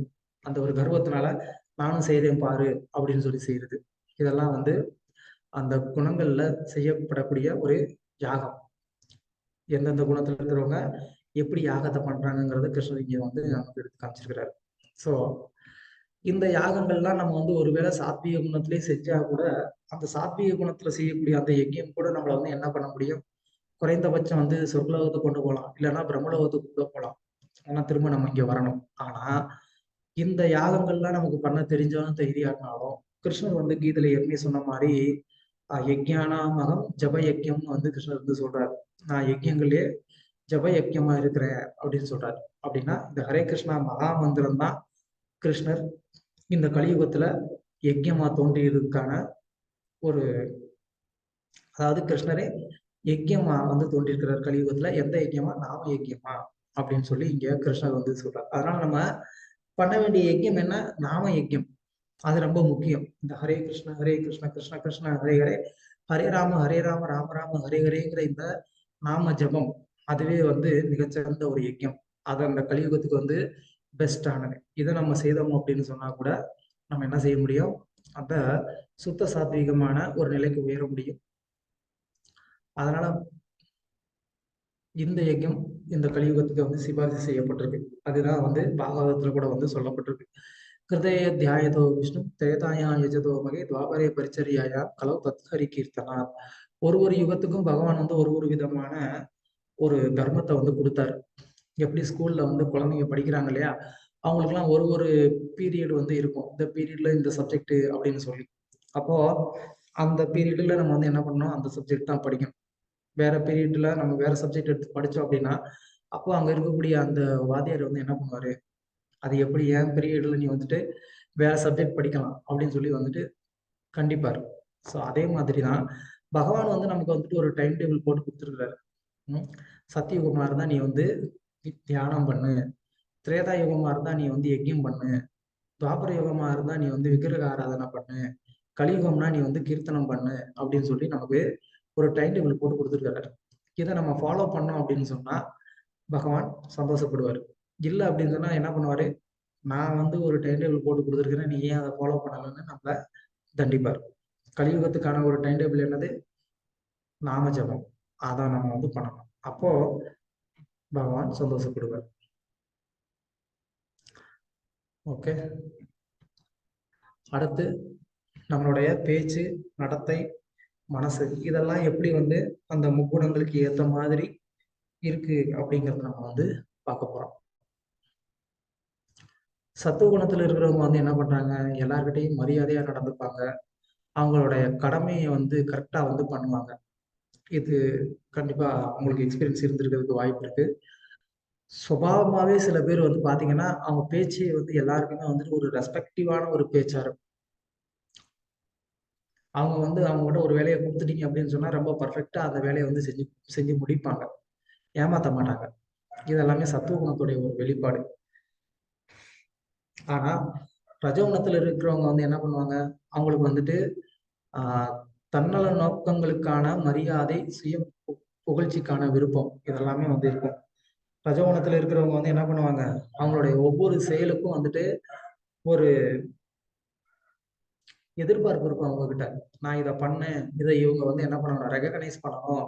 அவங்க என்னைய வந்துட்டு பாராட்டணும் அப்படின்னு சொல்லிட்டு அந்த ஒரு எக்ஸ்பெக்டேஷன் வந்து இருக்கும். இது வந்து ரஜோகுணம். தமோகுணத்துல இருக்கிறவங்க வந்துட்டு மத்தவங்கள பத்தி கவலைப்படுறது இல்ல. மரியாதை யாருக்கும் குடுக்குறது கிடையாது. அவங்க வந்து எப்போதும் மற்றவர்களை வந்து எப்படி வந்து தாழ்த்தணும், தன்னை விட வந்து அவங்கள எப்படி வந்து டவுன் பண்ணணும் அப்படிங்கிறது தான் அவங்க வந்து நினைப்பாங்க. ஸோ இந்த மாதிரியான ஒரு சுபாவம் வந்து தமோகுணம். ஸோ இந்த 3யும் நம்ம வந்து தெரிஞ்சுக்கிட்டு, இந்த 3யும் நம்ம வந்து தாண்டுறதுக்கு நம்ம முயற்சி பண்ணணும். அடுத்தவர்களை அச்சுறுத்துவதற்காக தன்னைத்தானே சித்திரவதை செய்து கொள்வதோ, மற்றவர்களை நம் வழிக்கு வர வைப்பதற்காக அவர்களை சித்திரவதை செய்வதோ, 2மே மனித வாழ்வுக்கு பாதகமானவை. ஸோ இது வந்து அடிக்கடி நம்ம வீட்ல நடக்கக்கூடிய ஒண்ணுதான். இல்லையா? குழந்தைங்க வந்து அவங்க ஒண்ணு வேணும் அப்படின்னு சொல்லிட்டு அடம் பிடிப்பாங்க. அத நம்ம வந்து நடத்தல அப்படின்னு சொன்னா என்ன பண்ணுவாங்க, அத அவங்க வந்து அடையறதுக்காக பல விதங்கள்ல முயற்சி பண்ணுவாங்க. அழுவாங்க, அடம் பிடிப்பாங்க, நான் வீட்டுக்கு வரமாட்டேன்பாங்க, கோச்சுட்டு நான் வீட்ட விட்டு வெளியில போறேன்பாங்க. ம். இந்த மாரி பலவிதமான ஒரு முயற்சியில அவங்க வந்து ஈடுபடுவாங்க. இது எல்லாமே வந்து நல்லது கிடையாது அப்படின்னு சொல்லி கிருஷ்ணர் இங்க வந்து சொல்றாரு. அதெல்லாம் அசுர இயல்பு. நமக்கு தேவையான ஒண்ணு அடையணுங்கிறதுக்காக எந்த ஒரு எக்ஸ்ட்ரீமுக்கும் போறது அப்படிங்கிறது, அது அசுர இயல்பு. அது மற்றவர்கள பாதிக்குதா? மற்றவர்களுக்கு அது வந்து பிடிச்சிருக்கா? அப்படிங்கிறத நம்ம வந்து தெரிஞ்சுக்க முயற்சி பண்ணணும். பேச்சு, சத்துவகுணத்துல இருக்கக்கூடியவங்களுடைய பேச்சு எப்பயுமே வந்து சத்தியம். அவங்க வந்து பொய் பேச மாட்டாங்க. அவங்களுடைய பேச்சு கேட்கறதுக்கே வந்து சந்தோஷமா இருக்கும். அவங்க பேச்சுனால மத்தவங்களுக்கு பிரயோஜனமாவும் இருக்கும். ரஜோகுணத்துல இருக்கிறவங்க அவங்களுடைய பேச்சு தோரணையும் வந்து எப்பயுமே அப்படியே வந்து ஒரு அதிகாரத்தோட பேசுறது. அதாவது ஆர்டர் பண்ற மாரி, இத பண்ணணும், அத பண்ணணும், இப்படித்தான் இருக்கணும் அப்படின்னு சொல்லி. அதுக்கப்புறமா நெறையா வதந்தி, அதாவது வந்து காசிப்பிங் அத பண்றது எல்லாமே ரஜோகுணத்துடைய ஒரு தன்மை. அப்புறம் சுயநலமாவே வந்து இருக்குது. அவங்க வந்து யார்கிட்ட போய் பேசினா கூட, அவங்க கிட்ட இருந்து ஒரு நன்மை கிடைச்சா மட்டும் தான் அவங்க கூட பேசுவாங்க, இல்லைன்னா பேச மாட்டாங்க. இந்த மாரி ஆளுங்களையும் நம்ம வந்து பார்த்திருப்போம். இதெல்லாம் ரஜோகுணத்துடைய தன்மை. தமோகுணத்துல இருக்கிறவங்க, அவங்க எப்போதும் பொய் பேசுவாங்க. அவங்களுடைய பேச்சு யாருக்கும் நன்மைய குடுக்காது. அது அவங்களுக்கே நன்மைய குடுக்காது. எப்பயுமே எங்கேயாவது வந்துட்டு ஒரு பிரச்சனைய உண்டாக்குற மாரியே வந்து பேசுவாங்க. ஸோ இதெல்லாம் தமோகுணத்துடைய ஒரு தன்மை. சத்தத்தை பேதம் பிரித்தறியும் இந்த உத்தியை கையாளுங்கள். இது உண்மையா? இது மகிழ்விப்பதா? இது பயனுள்ளதா? அப்படின்னா, நம்ம வந்து பேசம்போதே வந்து நம்ம யோசிச்சு பார்க்கணும்.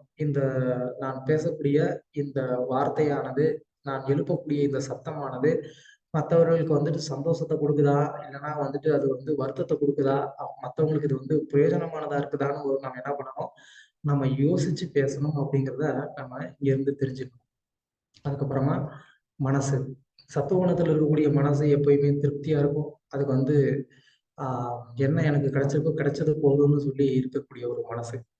அப்புறம் ரஜோகுணம் அப்படிங்கிறதுக்கு எப்பயுமே வந்து ஒரு சாட்டிஸ்ஃபேக்ஷனே இருக்காது. எனக்கு இது வேணும், அது வேணுன்ற ஒரு ஆங்ஸைட்டி, ஒரு ஏக்கம் எப்பவுமே இருந்துகிட்டே இருக்கும். அது ரஜோகுணம். தமோகுணத்துல இருக்கிறது எப்பயுமே கம்ப்ளீட்டா மாயை, மயக்கம். எங்க இருக்கிறோம், என்ன பண்றோம், எதை பத்தியும் கவலையே இல்ல. அவங்கள பொறுத்தவரைக்கும் எப்பயுமே வந்து அந்த ஒரு போதையிலே இருக்கணும். அது வந்து தமோகுணம்.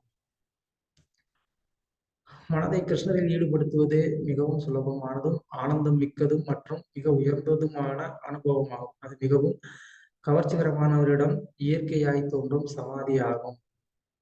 ஸோ யார் ஒருத்தவங்க வந்துட்டு அந்த சுத்த சாத்விகமான ஒரு நிலையை வந்து அடையணும்னு முயற்சி பண்றாங்களோ, அவங்களுடைய மனது என்ன ஆகுது, எப்பவுமே வந்து பகவான் கிருஷ்ணருக்கு மேல வந்து அது ஈடுபடுது. அதனால அவங்களுக்கு வந்து எப்பவுமே வந்து ஒரு ஆனந்தத்தை அவங்க வந்து அனுபவிக்கிறாங்க. அதனால நம்ம நம்ம வாழ்க்கையில ஆனந்தம் வேணும் அப்படின்றதுக்காக நம்ம வேற வழியில ஏதேதோ வந்து முயற்சி பண்றத விட, இத நீங்க ஒரு வாட்டி உங்க வாழ்க்கையில நீங்க வந்து ட்ரை பண்ணி பாருங்க. கண்டிப்பா வந்து உங்களுக்கு ஆனந்தம் கிடைக்கிறத நீங்களே வந்து ஃபீல் பண்ணலாம். அடுத்து கிருஷ்ணர் தானத்தை பத்தி சொல்றாரு. 20வது ஸ்லோகத்துல இருந்து 23வது ஸ்லோகம். தமோ குணத்துல சத்துவ குணத்துல இருக்கக்கூடிய தானம் வந்து அது வந்து தன்னுடைய ஒரு டியூட்டியா வந்து பண்றது. ஒரு கிரகஸ்தர்கள் வந்து எப்போதுமே வந்துட்டு தானம் பண்ணணும்.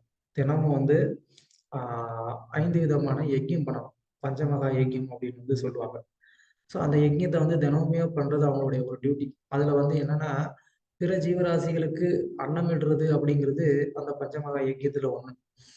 அந்த பிற ஜீவராசிகளுக்கு வந்து சாப்பாடு போடுறதுனால எனக்கு என்ன நன்மை கிடைக்க போகுது அப்படின்னு சொல்லி அந்த சத்துவகுணத்துல இருக்கிறவங்க அதை எதிர்பார்க்க மாட்டாங்க. இது என்னுடைய கடமை. என்னோட வீட்டை சுத்தி இந்த மாதிரி ஒரு நாய் இருக்கு. அதுக்கு யாரும் சாப்பாடு போடுறதில்ல. அது எப்படி சாப்பிடும்?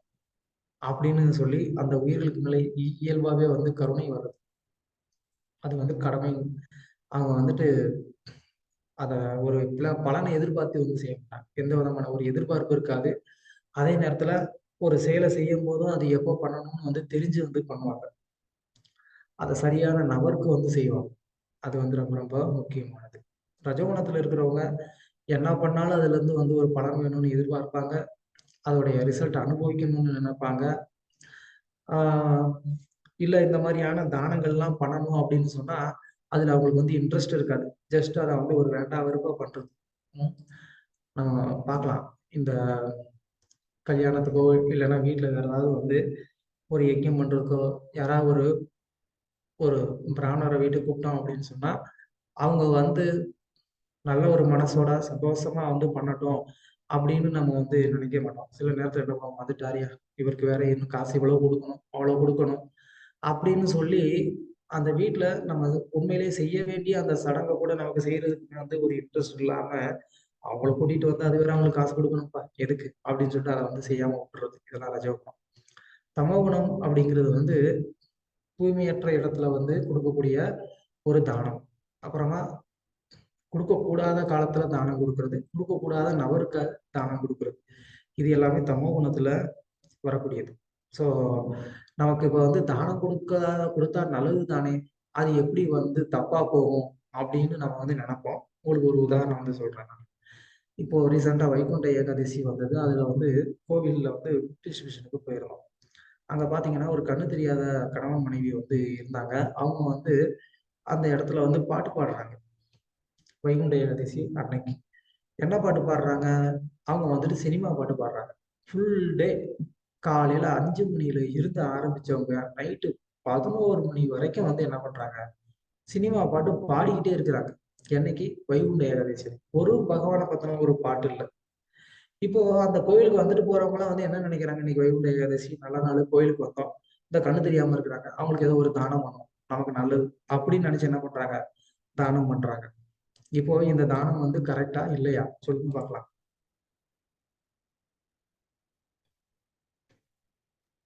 தவறானது. ஏன்? தவறானது பிரபுஜி. ஏன்?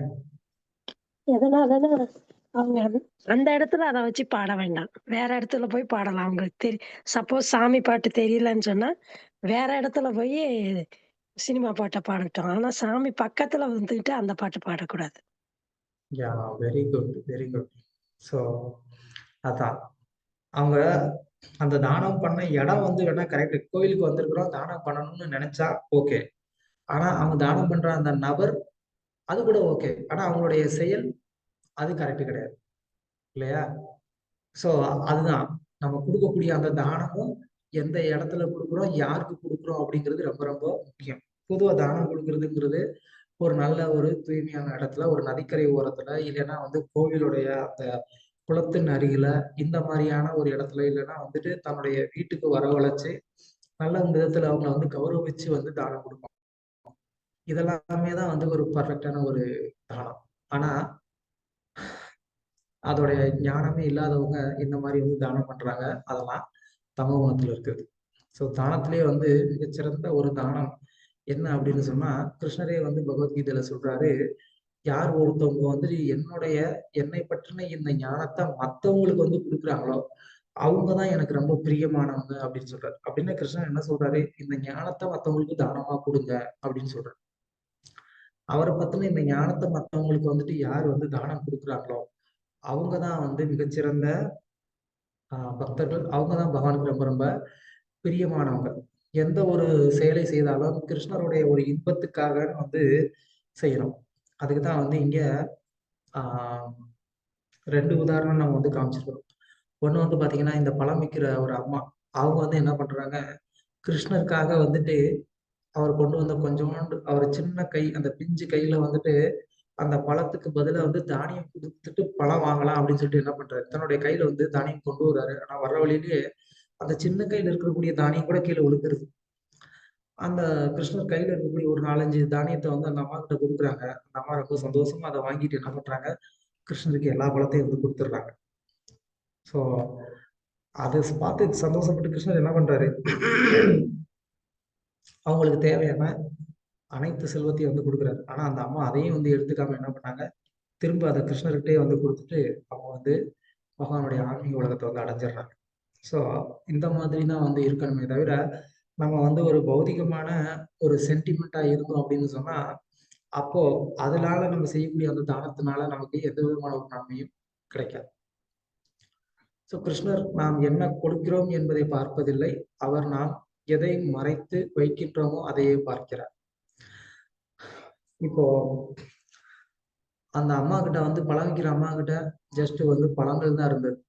ஆனா, அத வந்து அதுல தான் அந்த அம்மா வந்து வாழ்க்கைய நடத்துறாங்க. ஆனா, அத முழுவதுமே வந்து கிருஷ்ணருக்கே வந்து குடுக்குறாங்க. அந்த அம்மா ஒண்ணும் பெரிய கோடீஸ்வரி கிடையாது. ஆனா, இருக்கிறது அதுதான். அதுல தான் ஜீவனமே நடக்குது. ஆனா, அதையே வந்து சாக்ரிஃபைஸ் பண்றாங்க. அதுதான் ரொம்ப முக்கியமான ஒரு விஷயம். ஆனா, இங்க வந்து பலர் நம்ம என்ன பண்ணுவோம், நம்மளுடைய வாழ்க்கை ரொம்ப லக்ஸரியா இருக்கும். ஆனா, நம்ம பகவானுக்கு நம்ம பண்றது ரொம்ப ரொம்ப சின்னது. ரொம்ப சிம்பிளா உதாரணம் சொல்லணும் அப்டின்னா, வீட்ல நம்ம வந்துட்டு நல்லா ரூ. 1,00,000 வந்து சோஃபா செட் வாங்கி போட்டுப்போம். கோவில்ல வந்து பக்தர்கள் வந்தா போனா, அங்க உட்கார்றதுக்கு வந்து ஒரு சேர் இல்ல அப்டின்னு சொன்னோம்னா, நம்ம என்ன பண்ணுவோம், அதுக்கு வந்து ஒரு ரூ. 100 ரூ. 500 ஏதோ வந்து ஒரு பிளாஸ்டிக் சேர் வாங்கி குடுப்போம். போதும் கோவில் தானே, எதுக்கு வந்து ரொம்ப காஸ்ட்லியா வாங்கிக்கிட்டு அப்டின்னு. இங்க ஏன் காஸ்ட்லியா வாங்கணும்? என் வீடு. என் வீட்ல அந்த மாரி வந்து ஒரு லக்ஸரியான ஒரு சோஃபா செட் இருந்தா தான் எனக்கு அது மரியாதை. எனக்கு அது கௌரவம். ஆனா கோவில் அத பத்தி நமக்கு கவல இல்ல. அங்க வந்து பிளாஸ்டிக் சேர் இருந்தாலே போதும். ஏன்னா, அது என் வீடு கிடையாது. அத நான் யூஸ் பண்ண போறதே கிடையாது. அது எல்லாம் வர்றவங்க, போறவங்க யூஸ் பண்றது. அதுக்காக நான் ஏன் லக்ஸரியா வாங்கி குடுக்கணும்? அதுதான் நம்மளுடைய எண்ணம். ஆனா கிருஷ்ணர் அதையெல்லாம் பார்த்துக்கிட்டு தான் இருக்கிறாரு. நீ எவ்வளவு வச்சிருக்கிற? எவ்வளவு வந்து மறைக்கிற? எவ்வளவு எனக்கு குடுக்குறங்கிறதெல்லாம் கிருஷ்ணர் கிளியரா வந்து நோட் பண்றாரு. பகவானின் நோக்கத்தை பூர்த்தி செய்வதற்காக அனைத்து வளங்களையும் பயன்படுத்துங்கள். அதுவே மிகச்சிறந்த தானம். ஸோ இப்ப ஜஸ்ட் வந்து பணம் தான் அப்படின்னு வந்து ஒண்ணு கிடையாது. நம்மகிட்ட என்ன இருந்தாலும் அத வந்து என்ன பண்ணணும், பகவானுடைய சேவையில எப்படி அத பயன்படுத்த முடியும்னு நம்ம வந்து பார்க்கணும். அதுதான் ரொம்ப ரொம்ப முக்கியமான ஒண்ணு. அத நம்ம வந்து பண்ண தெரிஞ்சோம் அப்படின்னு சொன்னா, அப்ப நம்ம ரொம்ப பெர்ஃபெக்ட்டா வந்து நம்ம தானம் பண்ணிட்டு இருக்கோம் அப்படின்னு சொல்லி அர்த்தம். அது இல்லாம நம்ம மனம் போன போக்குல ஏதோ வந்து இதுதான் வந்து சிறந்தது. ஏன்னா இப்ப வந்து நிறைய பேர் வந்து நிறைய தத்துவம் சொல்லுவாங்க. பசியில இருக்கிறான் பாரு, அவன மாதிரி ஒரு 4 பேருக்கு சாப்பாடு போடு. அதுதான் வந்து மிகச்சிறந்த ஒரு தர்மம். அதுலதான் நான் வந்து பகவான் இருக்கிறாருன்னு நான் நினைக்கிறேன் அப்படிம்பா. பசிச்சவனுக்கு சாப்பாடு போட வேணாம்னு நம்ம யாரும் சொல்லல. போடு. ஆனா வந்து அதுதான் உயர்ந்த தர்மம்னு சொல்லாத. அது எங்கேயுமே சாஸ்திரத்துல சொல்லல. பசிச்சவனுக்கு சாப்பாடு போடுறது நல்ல விஷயம்னு சொல்லியிருக்கு. இல்லன்னு கிடையாது. ஆனா அதுதான் பகவானுக்கு ரொம்ப பிடிச்ச ஒரு செயல் அப்படின்னு சொல்லுவாங்க. பகவானுக்கு அதுவும் பிடிச்ச செயல். ஆனா அதுக்கும் மேல வந்து என்ன பண்ணணும்? நாம பகவானுடைய சேவையில ஈடுபடணும். இல்ல அவங்களையும் பகவானுடைய சேவையில ஈடுபடுத்தணும். அதுதான் வந்து மிக உன்னதமான ஒரு சேவையா இருக்க முடியும். அதுதான் பகவானுக்கு ரொம்ப பிரியம். அத நம்ம புரிஞ்சுக்கணும். ஸோ ஃபைனலா வந்துட்டு இந்த ஒரு செயல்கள் எல்லாம் நம்ம எப்படி செய்யணும் அப்படிங்கிறத நமக்கு கிருஷ்ணர் வந்து சொல்றாரு. ஓம் தத் சத் இதி நிர்தேஷோ பிராமணஸ்திரிவித ஸ்மிருதா பிராமணஸ்தேன வேதாஸ்ச யஜ்ஞாஸ்ச விகிதா புரா. படைப்பின் ஆரம்பத்திலிருந்தே ஓம் தத் சத் என்னும் 3 சொற்கள் பரம பூரண உண்மையை குறிப்பிடுவதற்காக உபயோகப்படுத்தப்பட்டு வருகின்றன. இந்த 3 குறியீட்டு சொற்களும் வேத மந்திரங்களை உச்சரிக்கும் போதும் யாகங்களின் போதும் பரமனின் திருப்திக்காக பிராமணர்களால் உச்சரிக்கப்பட்டன. அதாவது இந்த ஓம் தத் சத் அப்படின்ற இந்த 3 வார்த்தை வந்து என்ன பண்ணியிருக்கிறாங்க, எப்போதும் இந்த மாதிரி ஆன்மீக காரியங்கள்ல அவங்க அதை வந்து பயன்படுத்தி இருக்கிறாங்க, அதை உச்சரிச்சிருக்கிறாங்க. ஏன்னா அது பகவானுக்கு திருப்தி அளிக்கக்கூடியது அப்படிங்கிறதுக்காக.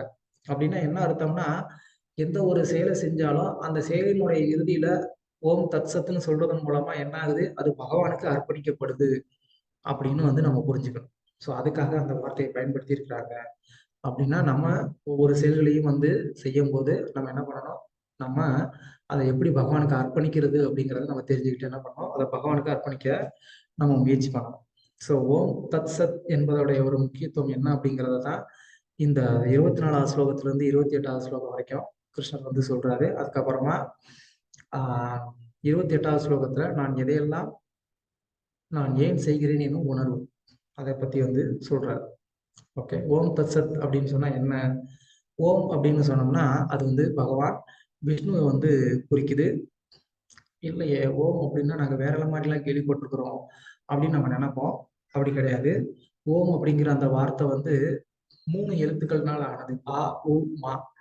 ஆகாரண உச்சதே கிருஷ்ணா. சர்வலோகைக்க நாயகா அப்படின்னு வந்துட்டு அந்த ஆகாரத்துக்கு வந்து ஒரு விளக்கத்தை ஆச்சாரியர்கள் காமிச்சிருக்கிறாங்க.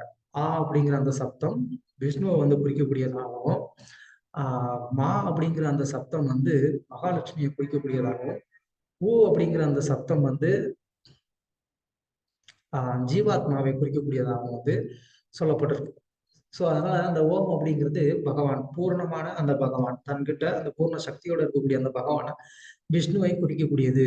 தத் அப்படிங்கிறது முக்திக்காக பற்றன்றி உழைப்பதை வந்து விவரிக்குது. சத் அப்படிங்கிறது பகவான் அவரது பக்தர்களின் திருப்திக்காக செயல்களை அர்ப்பணிப்பது. ஸோ இதுதான் இந்த 3 வார்த்தைக்கான ஒரு அர்த்தம். அப்படின்னா ஒரு செயல் செஞ்சோம் அப்படின்னு சொன்னா அந்த செயல்ல பகவானுடைய ஸ்மரணம் இருக்கணும். அந்த செயல் வந்து நம்மளை வந்து ஒரு முக்தியை நோக்கி அழைத்து செல்லக்கூடியதா இருக்கணும். அப்புறமா அந்த செயல் வந்து நம்ம பகவானுடைய ஒரு திருப்திக்காகவோ இல்லைன்னா பக்தருடைய ஒரு திருப்திக்காகவோ இருக்கணும். இந்த ஒரு செயல்ல இந்த 3மே இருக்கணும். அந்த 3மே இருந்தது அப்படின்னு சொன்னா அப்ப அந்த செயல் நேச்சுரலாவே வந்து என்ன ஆகுது, ஓம் தத் சத்துன்னு ஆகுது. இல்ல அந்த செயலை நம்ம வந்து அந்த மாதிரி என்ன ஆகணும், அதை நம்ம வந்து செய்யணும் பகவானுடைய ஸ்மரணத்தோட, முக்திக்காகன்னு பக்தருடைய திருப்திக்காகன்னு செய்யணும். செஞ்சா அது பகவானுக்கு அர்ப்பணிக்கப்படக்கூடியதா மாறுது. ஓகே, ஸோ கடைசியில எப்படி அது அஸ்ரத்தையா பூதம் தத்தம் தபஸ்தப்தம் கிருதம் சயத் அசத்யுச்சதே பார்த்த நசத் நசதத் பிரத்யனோ இக. பிரதாவின் மைந்தனே, பரமனின் மீது நம்பிக்கையின்றி செய்யப்படும் யாகங்கள், தவங்கள், தானங்களும் நிலையற்றவை, அசத் என்று அழைக்கப்படும். இவை இப்பிறவியில் மட்டுமின்றி அடுத்த பிறவியிலும் பயனற்றவை. ஸோ கிருஷ்ணர் வந்து இங்க ஓம் தத் சத் அப்படின்னு அந்த நித்தியமானதை பத்தி வந்து சொன்னாரு. இப்போ அசத் நிலையற்றதை பத்தியும் வந்து சொல்றாரு. எது நிலையற்றது? எப்போ நம்ம இங்க சொல்லப்பட்ட இந்த யஜ்யம், தானம், தபம் இது எல்லாமே வந்து நம்பிக்கை இல்லாம நம்ம வந்து பண்றோமோ அது எல்லாமே வந்து என்னது, அது வந்து அசத். அப்படின்னு வந்து சொல்லப்பட்டிருக்கு. சாஸ்திரத்துக்கு மேலேயோ பகவானுக்கு மேலேயோ நம்பிக்கை இல்லாம செய்யக்கூடிய தானமோ யஜ்ஞமோ தவமோ இது எல்லாமே வந்து அசத். அப்படின்னா நிலையற்றது. ஆஹ் அசத் அப்படின்னு சொன்னா பொய்யானது, நிலையற்றதுன்னு அர்த்தம். அதனால நமக்கு எந்த விதமான ஒரு பிரயோஜனமும் வரப்போறதே கிடையாது. நம்ம கடுமையான எவ்வளவு பெரிய ஒரு தவம் பண்ணலாம். இரண்யகசிபு தவம் பண்ணான், கடுமையான ஒரு தவம். பிரம்மாவே வந்து ஆச்சரியப்பட்டு போறாரு இரண்யகசிபுடைய தவத்தை பார்த்து. ஏன்னா அவன் தவம் செஞ்சதுல அவன் உடம்பு ஃபுல்லா வந்து எறும்பு புத்து, அந்த வந்து கரையான் புத்துன்னு சொல்லுமே, அது வந்து ஃபுல்லா வந்து ஃபார்ம் ஆகி என்ன ஆயிடுச்சு, அவனுடைய உடம்புல ஒரு பக்கம் ஃபுல்லா சதையவே வந்து சாப்பிட்டுருச்சு. வெறும் எலும்பு மட்டும்தான் இருக்கு. ஆனா இரண்யகசிபு அந்த அளவுக்கு கடுமையான ஒரு தவம் பண்றான். அவனுடைய ஆத்மாவை அந்த எலும்புக்குள்ள புடிச்சு வச்சுக்கிட்டு இருக்கான். அதை பார்த்து பிரம்மாக்கு ஆச்சரியம், இப்படி யாரும் தவம் பண்ணவங்கள நான் பார்த்ததே இல்லப்பா அப்படின்னு. ஆனா அவன் தவம் பண்ணதோடைய நோக்கம் என்ன? அவனுடைய சொந்த புலனின்பம், பகவானுக்கு எதிராக வந்து செயல்படணும்னு அவனுடைய ஒரு விருப்பம். அதனால அவன் அப்படி ஒரு தபத்தை பண்ணான். அதோடைய பிரயோஜனம் ஏதாவது இருந்துச்சா? ஏதோ தற்காலிகமா அவனுக்கு வந்து ஒரு வெற்றி கிடைச்ச மாதிரியும், தேவர்கள் எல்லாம் அவனுடைய கட்டுப்பாட்டுல இருந்த மாதிரியும் இருந்தது. ஆனா இறுதி என்னாச்சு? அவன் வந்து அழிஞ்சான். அவனுக்கும் அவனுடைய அந்த ஒரு கட்டுப்படுத்தக்கூடிய எல்லாமே போயிடுச்சு. அதனால அதுதான் அசத். பகவானுக்கு மேலேயோ சாஸ்திரத்துக்கு மேலேயோ நம்பிக்கை இல்லாம செய்யக்கூடிய அந்த தவத்தினால கிடைக்கக்கூடிய அந்த ஒரு பலன் நிலையற்றது, பொய்யானது அப்படிங்கறத நம்ம தெரிஞ்சுக்கணும். அது மாதிரி ஒவ்வொரு விஷயத்திலும் நம்ம தெரிஞ்சுக்கணும். ஸோ அதுதான் கிருஷ்ணர் இங்க நமக்கு வந்து சொல்றாரு. அப்படின்னா என்ன அர்த்தம்? நம்ம செய்யக்கூடிய எந்த ஒரு விஷயமும் சாஸ்திரத்தினுடைய அனுமதியோட இல்லைன்னா பக்தருடைய ஒரு வழிகாட்டுதல்ல நம்ம அது பண்ணணும். அப்பதான் அதுக்கான ஒரு முழு பலனை நாம அனுபவிக்க முடியும் அப்படிங்கிறத நாம இங்க வந்து தெரிஞ்சுக்கணும். ஓகே, ஹரே கிருஷ்ணா. ஸோ இந்த அத்தியாயத்தோட ஒரு சுருக்கம் என்னன்னு நம்ம பார்த்துடலாம். இந்த அத்தியாயத்துல 3 பிரிவு இருக்கிறதா பார்த்தோம். ஸோ முதல் பிரிவு வந்து கொள்கை. அதாவது வந்து அர்ஜுனன் வந்து கேட்கிறான், எந்த குணத்துல இருக்கிறவங்க எந்த மாதிரியான ஒரு வழிபாட்டுல இருக்கிறாங்க, இல்ல எந்த வழிபாட்டுல இருக்கிறவங்க எந்த மாதிரி குணத்துல இருக்கிறாங்க அப்படின்னு சொல்லி. இரண்டாவது பிரிவுல கிருஷ்ணர் அதை ரொம்ப டீட்டெயில்டா வந்து நமக்கு வந்து சொன்னாரு. நம்மளுடைய லைஃப்ல நம்ம செய்யக்கூடிய ஒவ்வொரு விஷயத்திலையும் எப்படி அந்த முக்குணத்துடைய ஒரு பிரதிபலிப்பு இருக்கு, இல்ல அந்த பிரதிபலிப்புனால நம்மளுடைய செயல் எப்படி இருக்குங்கிறத, நம்மளுடைய வாழ்க்கை முறை எப்படி இருக்குங்கிறத 2வது பிரிவுல வந்து நமக்கு எடுத்து காமிச்சாரு. 3வது பிரிவுல வந்து நம்ம எப்படி அந்த செயல்களை வந்து நம்ம சரியான விதத்துல செய்யறது, அந்த ஒரு உணர்வு எப்படி இருக்கணும் அப்படிங்கிறதையும் இந்த கடைசி அத்தியாயத்துல நமக்கு வந்து கிருஷ்ணர் எடுத்து சொன்னாரு. Hare Krishna. Thank you very much. கண்டிப்பா உங்க எல்லாருக்கும் வந்துட்டு இது பிரயோஜனமானதா இருந்திருக்கும்னு நினைக்கிறேன். யாருக்காவது ஏதாவது கேள்விகள் இல்ல கருத்துக்கள் இருந்தா கேட்கலாம்.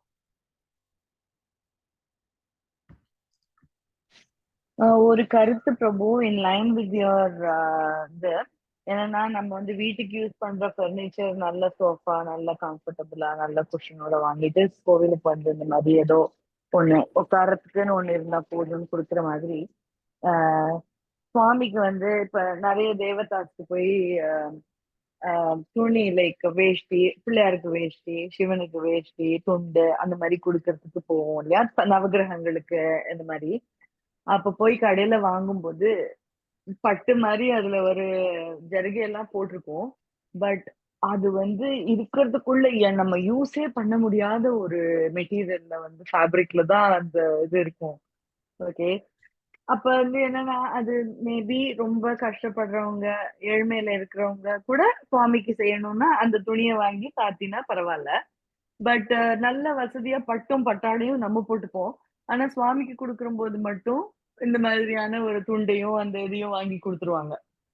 கோவில் அங்க கடையில போய் கேட்டாலே, சாமிக்கா என்னங்க இது அப்படின்னு சொல்லி இருக்கிறதுக்குள்ள சீப்பஸ்ட் கொடுப்பாங்க. அதுவும் வந்து நான் வந்து கவனிச்சிருக்கேன் ப்ரோ.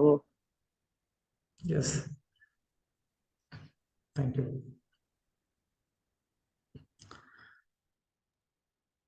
இன்னொன்று பிரபுஜி, நம்ம கோயிலுக்கெல்லாம் அந்த பிளாஸ்டிக் சேரு இப்படி இது வாங்கி கொடுக்குறாங்கன்னு சொல்றீங்கல்ல, அங்க வந்து நல்ல சோஃபா வாங்கினா அது இதா போயிடுறா, பாலாயிடும்ல.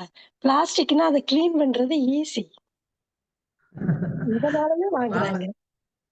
அதனால இல்லையா? ஆமா பிரபுஜி. அந்த ஒரு நல்ல எண்ணத்துல அதுன்னு இல்ல, அட்லீஸ்ட் கொஞ்சம் பால் ஆயிடுச்சுன்னா டக்குன்னு வீசிட்டு வேற புதுசு வாங்கலாம்.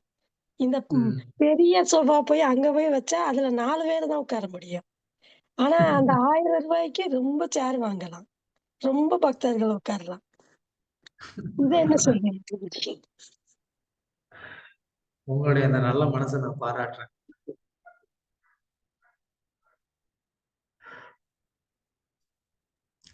அது ஓகே, மாதிரி அந்த சரி. கோவில்ல போய் பாடுறாங்க, அந்த கண் தெரியாதவங்க சினிமா பாட்டுன்னு சொன்னதுல வந்து தர்மம் பண்றது தப்பா இருக்கலாம். ஆனா அந்த சினிமா பாடுறதுக்காகவாது அந்த எப்படியோ அந்த கண்ணு தெரியாத இதுல வந்து அவங்க பண்றது வந்து புண்ணியம் தானே பிரபு. கோவில்ல போய் உட்கார்றாங்க. அது வைகுண்ட ஏகாதசி அன்னைக்கு கோவில்ல போய் உட்கார்றாங்க. அது ஓரளவுக்கு வந்து நம்ம அவங்களுக்கு தர்மம் பண்றது இவங்க வந்து மூட மூடதுல மோட் ஆஃப் இக்னரன்ஸ்ல பண்ணா கூட அந்த கப்பலுக்கு வந்து அது ஒரு கிருஷ்ணா வந்து கவனிப்பாரு தானே பிரபு. இல்ல, அவங்க வந்து வைகுண்ட ஏகாதசியோட ஒரு மகத்துவம் தெரியாம கூட இருக்கலாம். ஆனாலும் ஏதோ ஒரு கருணையினால வைகுண்ட ஏகாதசி அதுவுமா அவங்களுக்கு வந்து பகவானுடைய கோயில் வாசல்ல வந்து உட்காரக்கூடிய ஒரு பாக்கியம் கிடைச்சிருக்கு.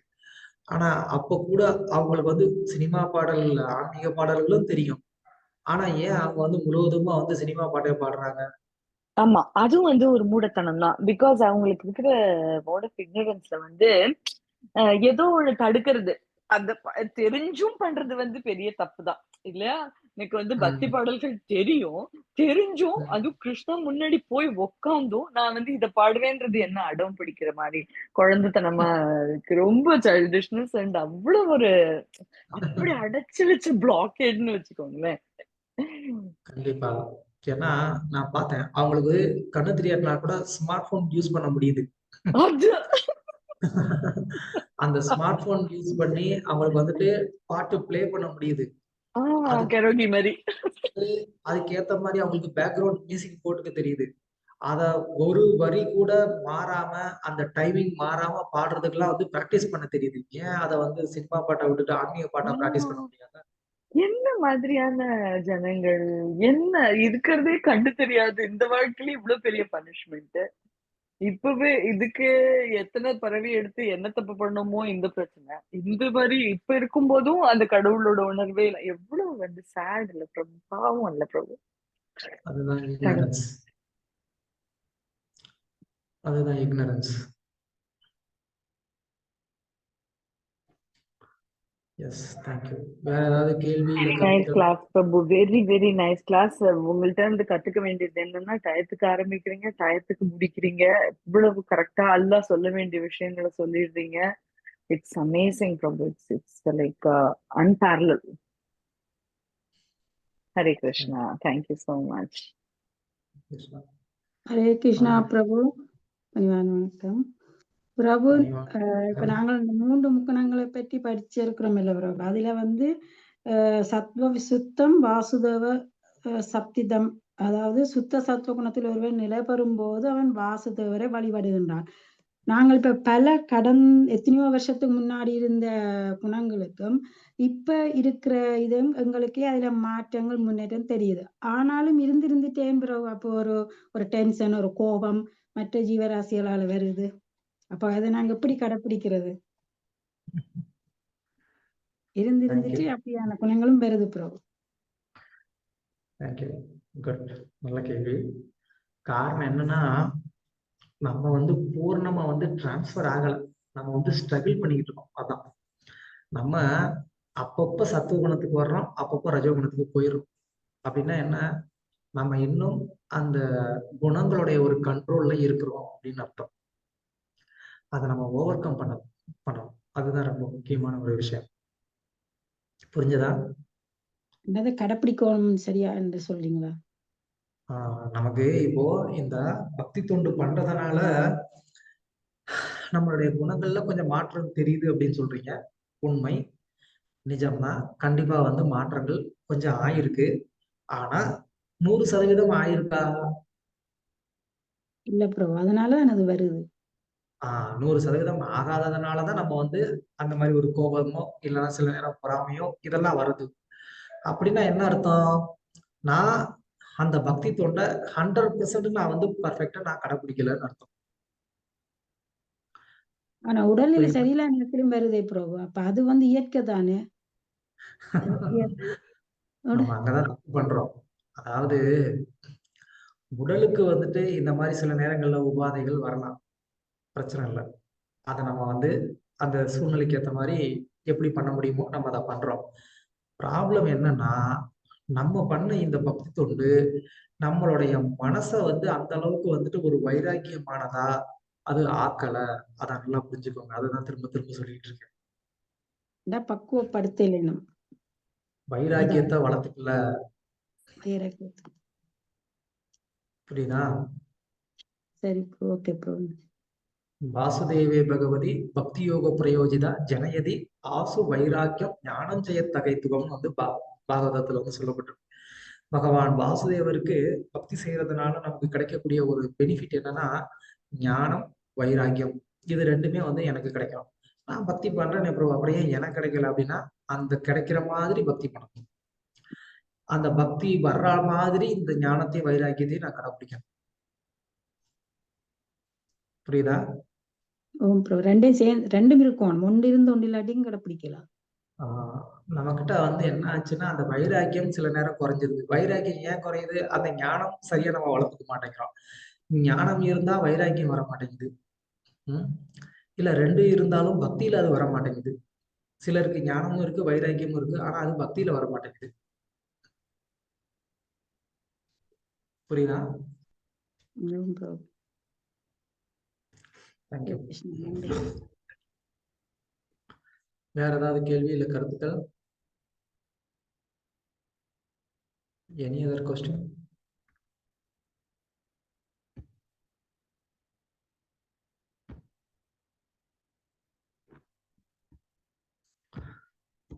கொஞ்சம் செஷனுக்கு முன்னாடி வந்துட்டு இந்த வெங்கி அப்படின்னு ஒரு பிரபு வந்து கிளாஸ் அட்டன் பண்ணிட்டு இருந்தாரு. அதுக்கப்புறமா ஒரு 4 வாரமா அவர் வந்து வரவே இல்லையே.